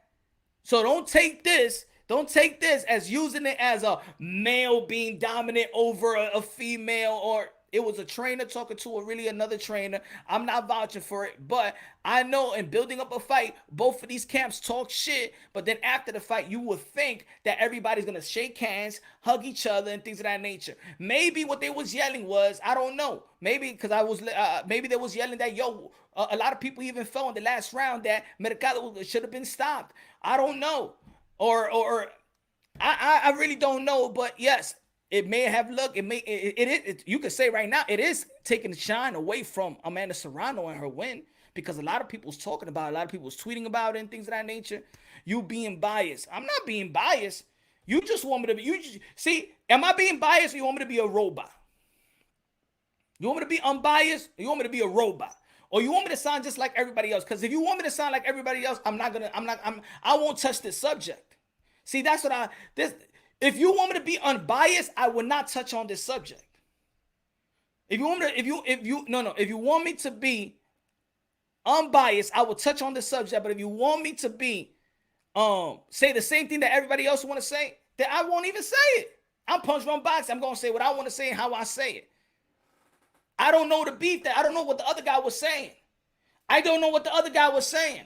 And surely they was going back and forth. Now, if they put the camera and the microphone wouldn't be on Amanda Serrano's trainer and it actually follow Mercado, I will know exactly what that other guy said. Or the other trainer. Did it take away from the post-fight interview? It took away from Amanda Serrano. Yes, it did. Those are the facts, because we're talking about it right now and everybody else is talking about it. So yes, it did take a little bit of away of that shine. It did. But what you want me to say? Oh, what he said was fucked up. This is boxing, man. I lived and breathed through this boxing shit. And this shit happens all the fucking time. They all talk shit. The trainers talking shit about the other trainers, things like that. See, people like to pick and choose. You know what I'm saying? People like to pick and choose when they like people to be disrespected. Because even I did an interview with Ghost Guerrero's father. And he was calling Mayweather a chicken, and people still laughing about it. Ain't nobody be like, yo, why he's still talking shit? Why is Ghost Guerrero dad talking shit to Floyd Mayweather all this year's past, and he's still talking shit? Y'all ain't saying shit about that shit. Y'all enjoy when Dana White talks shit about Oscar De La Hoya every time he get a chance? Huh? Oh, now it's like, yo, you fucked up. They talk shit. This is boxing. They talk shit amongst each other. Look, Teofimo Lopez Sr.'s here. He talks shit about all of them, right? Huh? Bill talks shit about everybody. Everybody talks shit about everybody, right? But you would think that after a fight, that nobody's going to talk shit. But guess what? Sometimes they still talk shit. They still got animosity, and that's all I'm saying. Did it take away from Manny Serrano? It sure did. Because look what we're talking about it right now, and everybody else is talking about it. They dudes. You see? Now they're dudes. So now, what do we want to do now? We want to pity the girls because they don't want to be pity. I'm going to tell you like this. The women in boxing do not want to be pity at all. Talk to any women boxer right now. Any woman, they do not want to be pity. So then if we're going to go to the sexist stuff, then it's like, you can't train let's say a train got to be careful and be gentle how he trains the ladies. They want to be trained to be trained. They want to be talked to and stuff like that. Now it's this, we got to treat these things gentle. Who's Serrano's trainer to question Mercado's heart? That was say, okay, all right, look. Yo, I don't even know exactly everything. All I know is what he said about the post fight. He said about it's the same. This is what it is. He say the same shit. What Abel Sanchez said to Canelo Alvarez. Nobody said anything about being racist. Nobody said anything about nothing. When Triple G said you was gonna fight the Mexican style, even after the fight, nobody said nothing. This wasn't a big story. Oh, because it's a sexist thing, it's a woman thing, so things need to be handled gentle.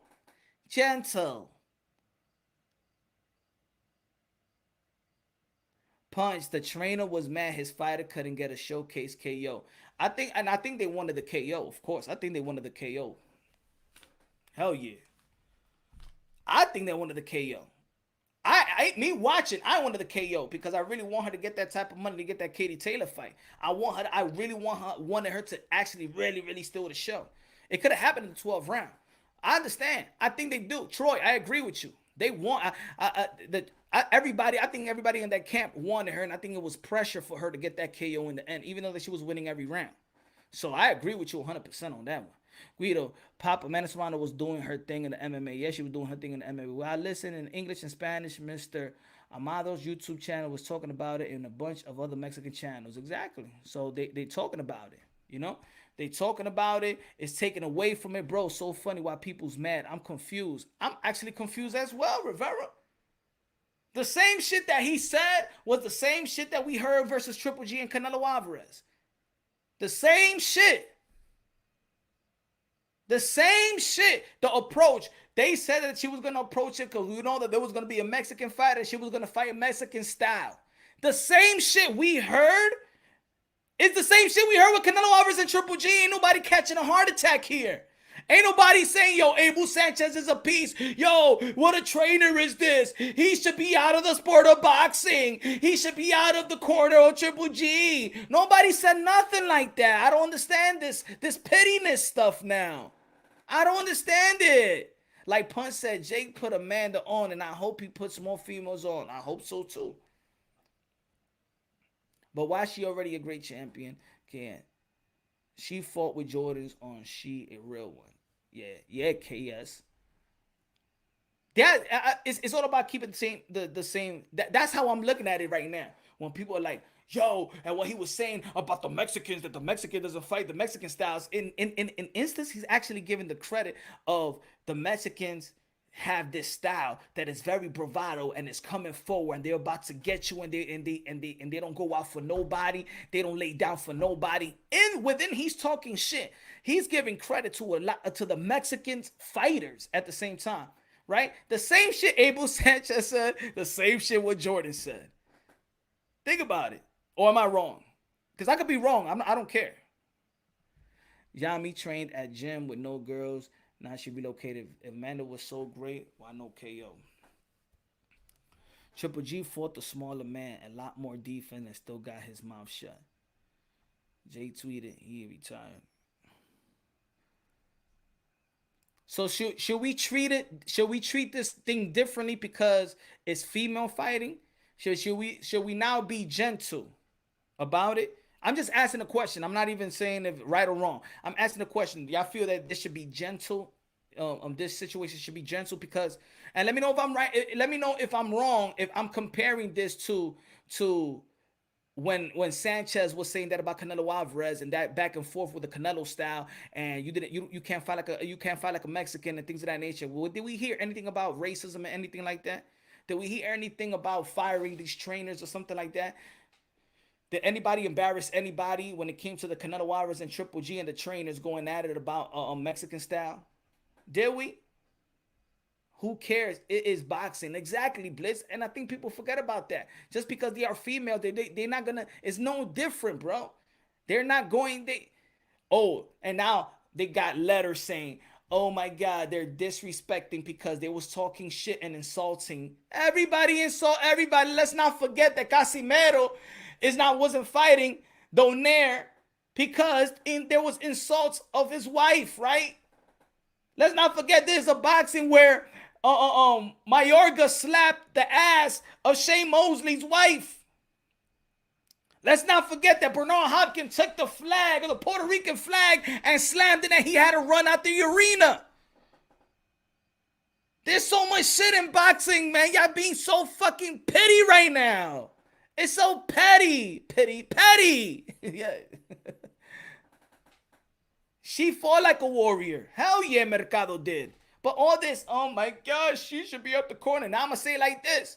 Now, in my opinion, the last fight that I would criticize Jordan for, the last fight that Manny Serrano had, when they kicked him out the corner. So we could say honestly that there is a level of temperament there, or channeling when to say or when to do something. It looks like, yeah, that Jordan may be, you know what I'm saying? He got this temper.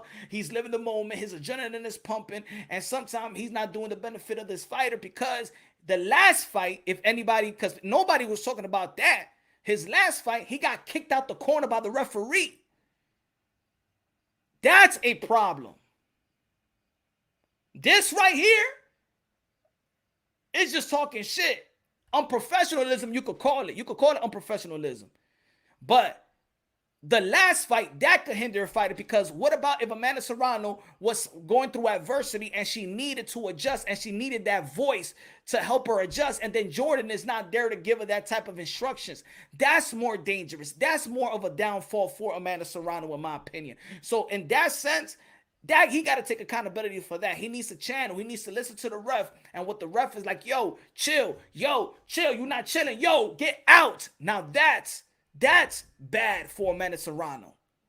What y'all feel about that? If you ain't catch the last fight with Manny Serrano, Jordan got kicked out the corner. He got kicked out the ring, the corner, and he had to go into the stands. The referee kicked him out.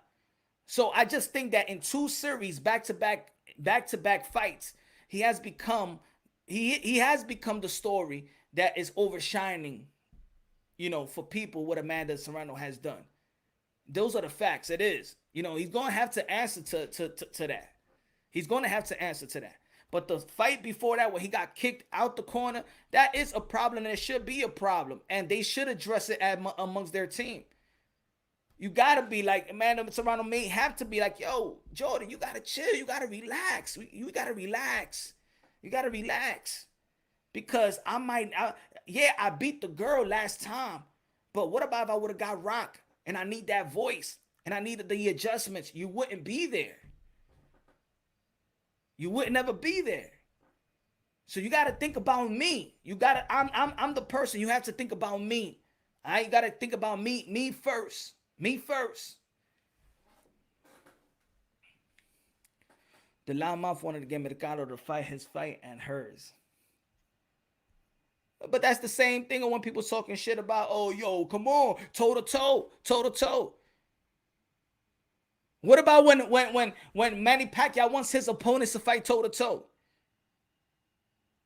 Huh? And then Freddie Roach talks shit about his opponent not fighting toe-to-toe or moving around. Huh? It's the same shit. It's the same shit. It's the same insult. It's the same shit.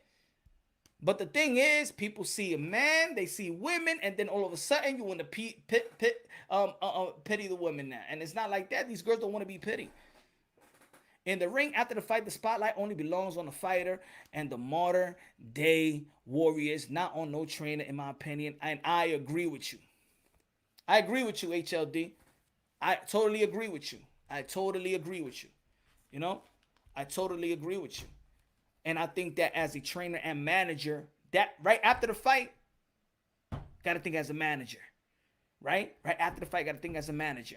You're the trainer at this moment. Right after the fight as a manager. Amanda Serrano's posing the interview, but he's talking over loud. The microphone is there. We're hearing him. He's going at it. Yeah, bye-bye, and all that stuff and stuff like that. You know, for me, that's just talking trash. But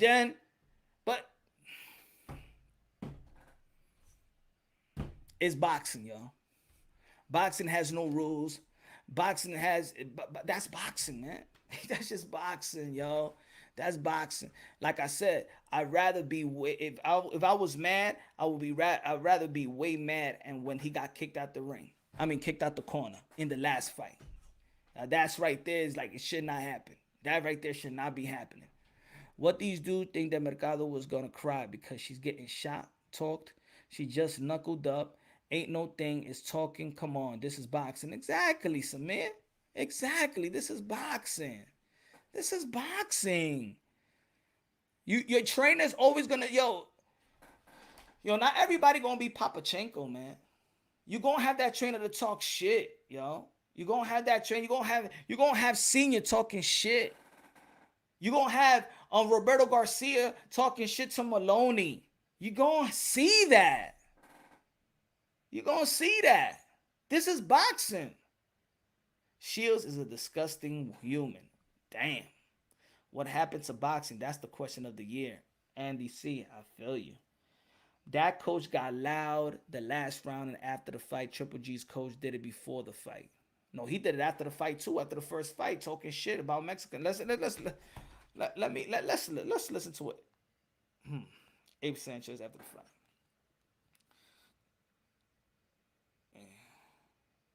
Abel Sanchez post fight interview. There you go.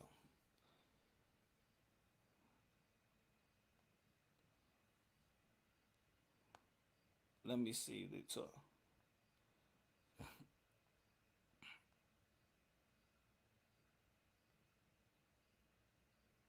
Hold on. Look at this video. Check out Abel Sanchez snaps at reporter for saying Canelo didn't run. You know what I'm saying? It's all over the place, bro. It's all over the place when Abel Sanchez was calling out Canelo Alvarez for not fighting the Mexican style. Right after the fight, in the post-fight conference, and the post-fight interview, it was all over the place. Ain't nobody was like crying or nothing like that. Like, oh my God, I feel disrespected. Oh my God, Abel Sanchez is it. Canelo shut the dude's mouth.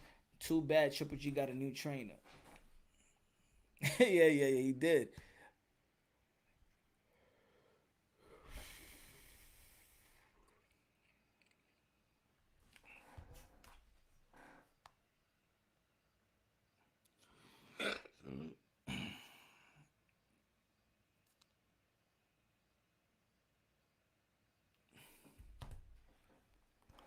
So I think so let me ask you a question. Are they blowing this out of Canelo's best style to me was against Jacobs. So let's say are people blowing this out of proportion? Am I being am I being wrong the way I'm going? Or should I blow it out of proportion like people are doing it? Or am I saying like am I not holding him accountable? I think I'm holding him accountable. I think that he needs to channel, you gotta do the best interest for Amanda, and gotta understand that Amanda Serrano, she wants to have this image, and she's very in the image of her being humble. That's the image that she wants. And a lot of people, even I in the interviews I've had with her, I say, yo, I want Amanda Serrano to be and call these girls and call them off and curse them out. And she's like, no, that's not my style. I know a lot of people want me to do that, but that's just not me. So she wants to run her camp. She wants to run her camp humble, respectful, and things of that nature. Right? So maybe her manager need to figure out that this is how she wanted. She want to carry herself like that. She wanted to carry herself like that. But sometimes you got the trainer that could talk trash to promote the fight. Look at Conor McGregor after his fight. Stick the middle finger out and still was cursing and stuff like that. This is just the combat sports, man. This is just combat fighting, yo. This is just combat fighting.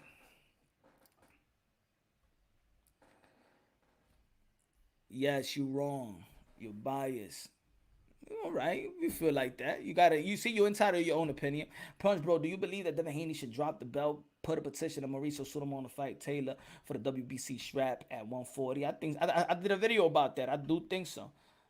I feel you were not biased. It's not about Serrano, but we Latinos. I don't know. I don't know what you're saying. She can't be Punch. Don't need you to talk for him. He could talk for himself. Exactly. Exactly. Right, Mary? I don't understand. Is people what you want me to be a spokesperson too? You want me to think just like you? Punch. It only looked bad because both fighters were respectful. Yes, it did. It did, Troy. I agree with you, man. I did.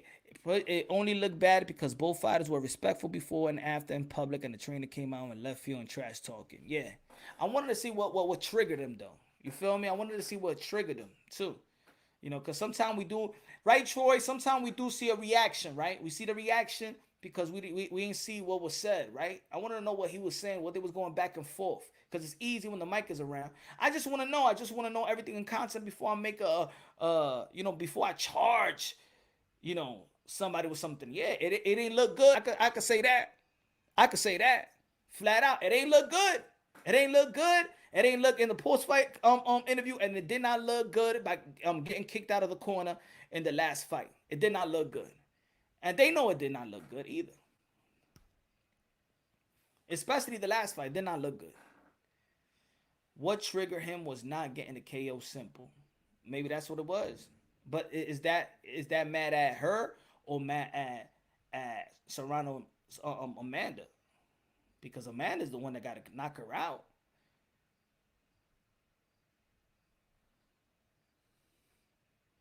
But it did not look good. And it did not look good because everybody else is talking about it.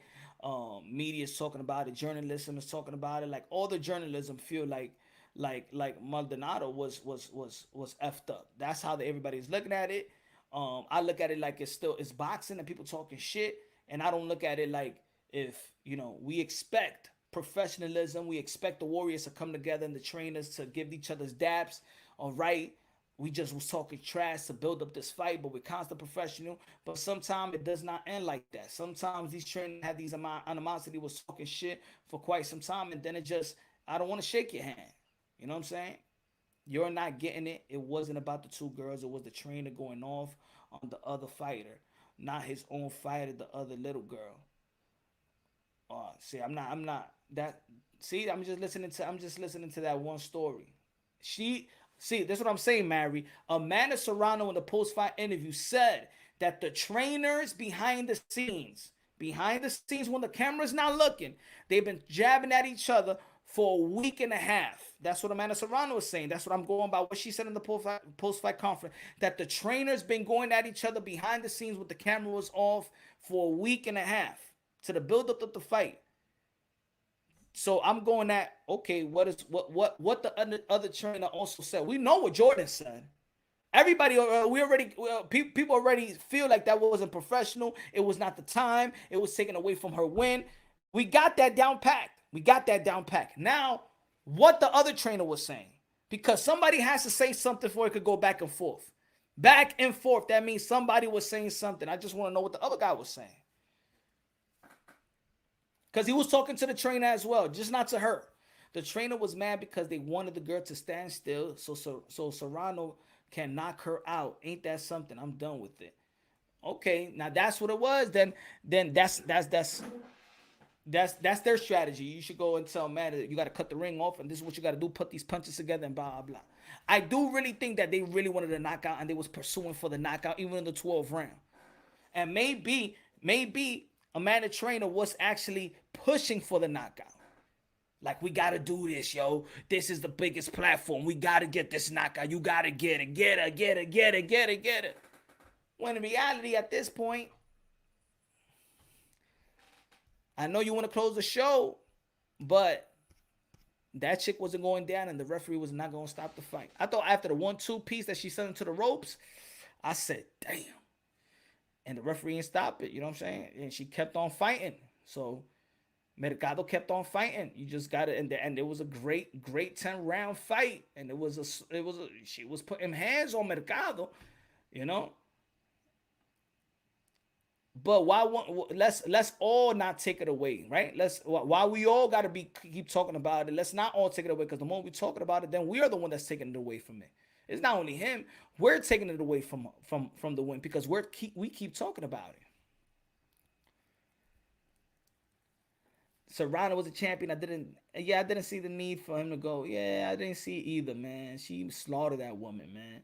She barbecued her ribs. She had one of the side of her face all swollen up. I agree.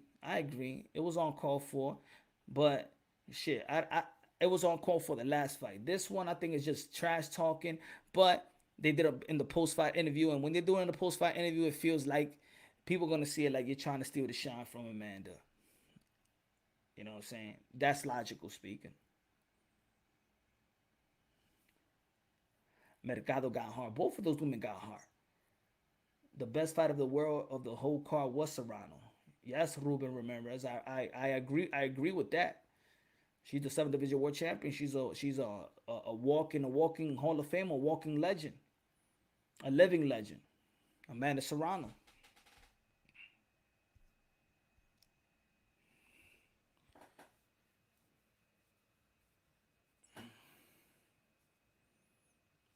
Well, maybe they're gonna have to have that conversation among themselves and be like, "Yo," or maybe that's she's Amanda Serrano likes that Maldonado talk shit. She's the humble one, and he's the one that's gonna promote the shit.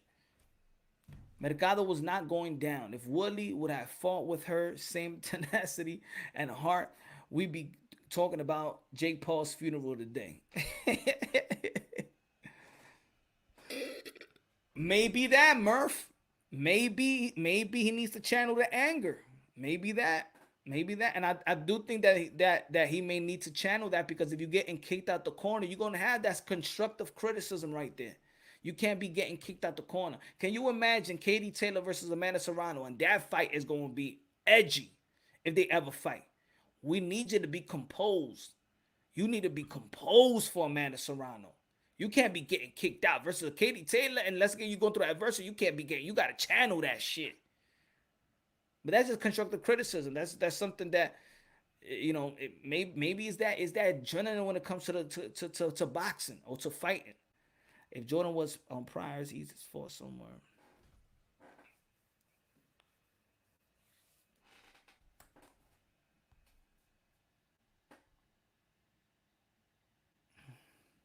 And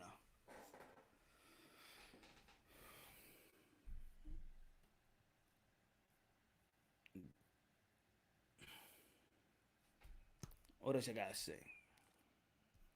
Murph. But anyway, man, with the Jake Paul, man, I don't want to be honest at this point, to be honest, y'all, I think boxing needs him. I think boxing needs Jake Paul. I'm gonna pose that question. Which I think, folks, does boxing needs Jake Paul?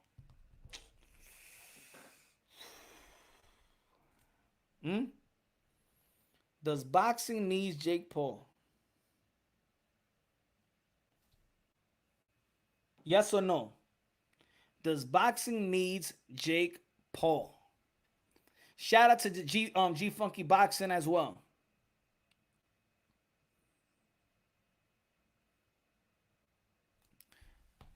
In a few years, boxing already beaten a lifelong fighter in Woodley. That's embarrassing. Jake has put a lot of attention to our sport. AB says Sally, yeah. Sorry to say, but yes. See, yo, it's unfortunately, but it's like me. I'm with y'all on that one. Like, yeah. I guess something is better than nothing.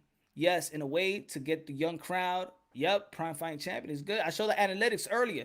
The Paul brothers are laying down the foundation to become the new powerhouse promotions in boxing. Facts, HLD. Actually seen worse fight than Woodley. Boxing worldwide, maybe American boxing. Because if people want to talk, this is what I'm going to say. If people want to talk about the integrity of the sport of boxing, because remember that, I don't know if y'all was subscribed earlier.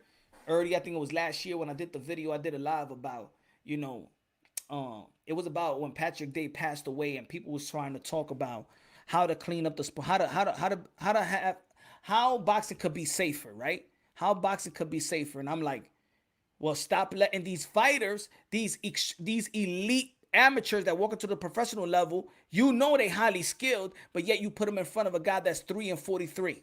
What do you think is going to happen? So don't tell me about the integrity of a Jake Paul. Because in the boxing world, even the guys that is that is highly invested to look good, y'all will put this guy that you know he could put him on his deathbed. You know that. Put him against a guy that's 3-43. You know what you're doing. So for the people that feel like Jake Paul and that is effing up the integrity of the sport of boxing, no, it's not. No, it's not. Look at your favorite fighter's resume. Look at your favorite fighter's first 6 fights. I'll tell me what it looked like. And then these guys are elite amateurs. You know they could hurt these guys. They could put them in the hospital. You know exactly what I'm talking about. Everybody want to fight Jake. It's going to turn to that. He's doing a great job too. Jake Paul will be the first man to knock out Adrian Broner. Shit. I think they'll go. I think they'll go 8-2. I mean, look at Floyd Mayweather. He went 8 with Logan Paul. And I know the size is different, but still, it ain't look good for boxing, right? It ain't look good. It ain't look good. These brothers is taking over. These brothers is taking over. And they are taking over. And every boxing, most of boxing content creators was live yesterday covering this fight. So they are taking over. All the boxing content creators, all the media was out there. There was more boxing media out there than they will go to a Charlo event, bro. There was more media out there, boxing media, to the Jake Paul than the Jamel Charlo versus Brian Castaño to an undisputed boxing match. There was more boxing media out there in Jake Paul than the undisputed in Jamel Charlo. So even the hardcore boxing media platforms are more invested to Jake Paul than a Jamel Charlo, Brian Castaño undisputed. Trust me, I know, I was there.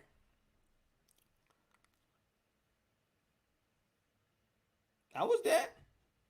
Think about it. I didn't see Ellie there. I didn't see Ellie there. I didn't see Michelle Phelps there. I didn't see Pheno Boxing there. I didn't see these folks there. But they was out there with Jake Paul.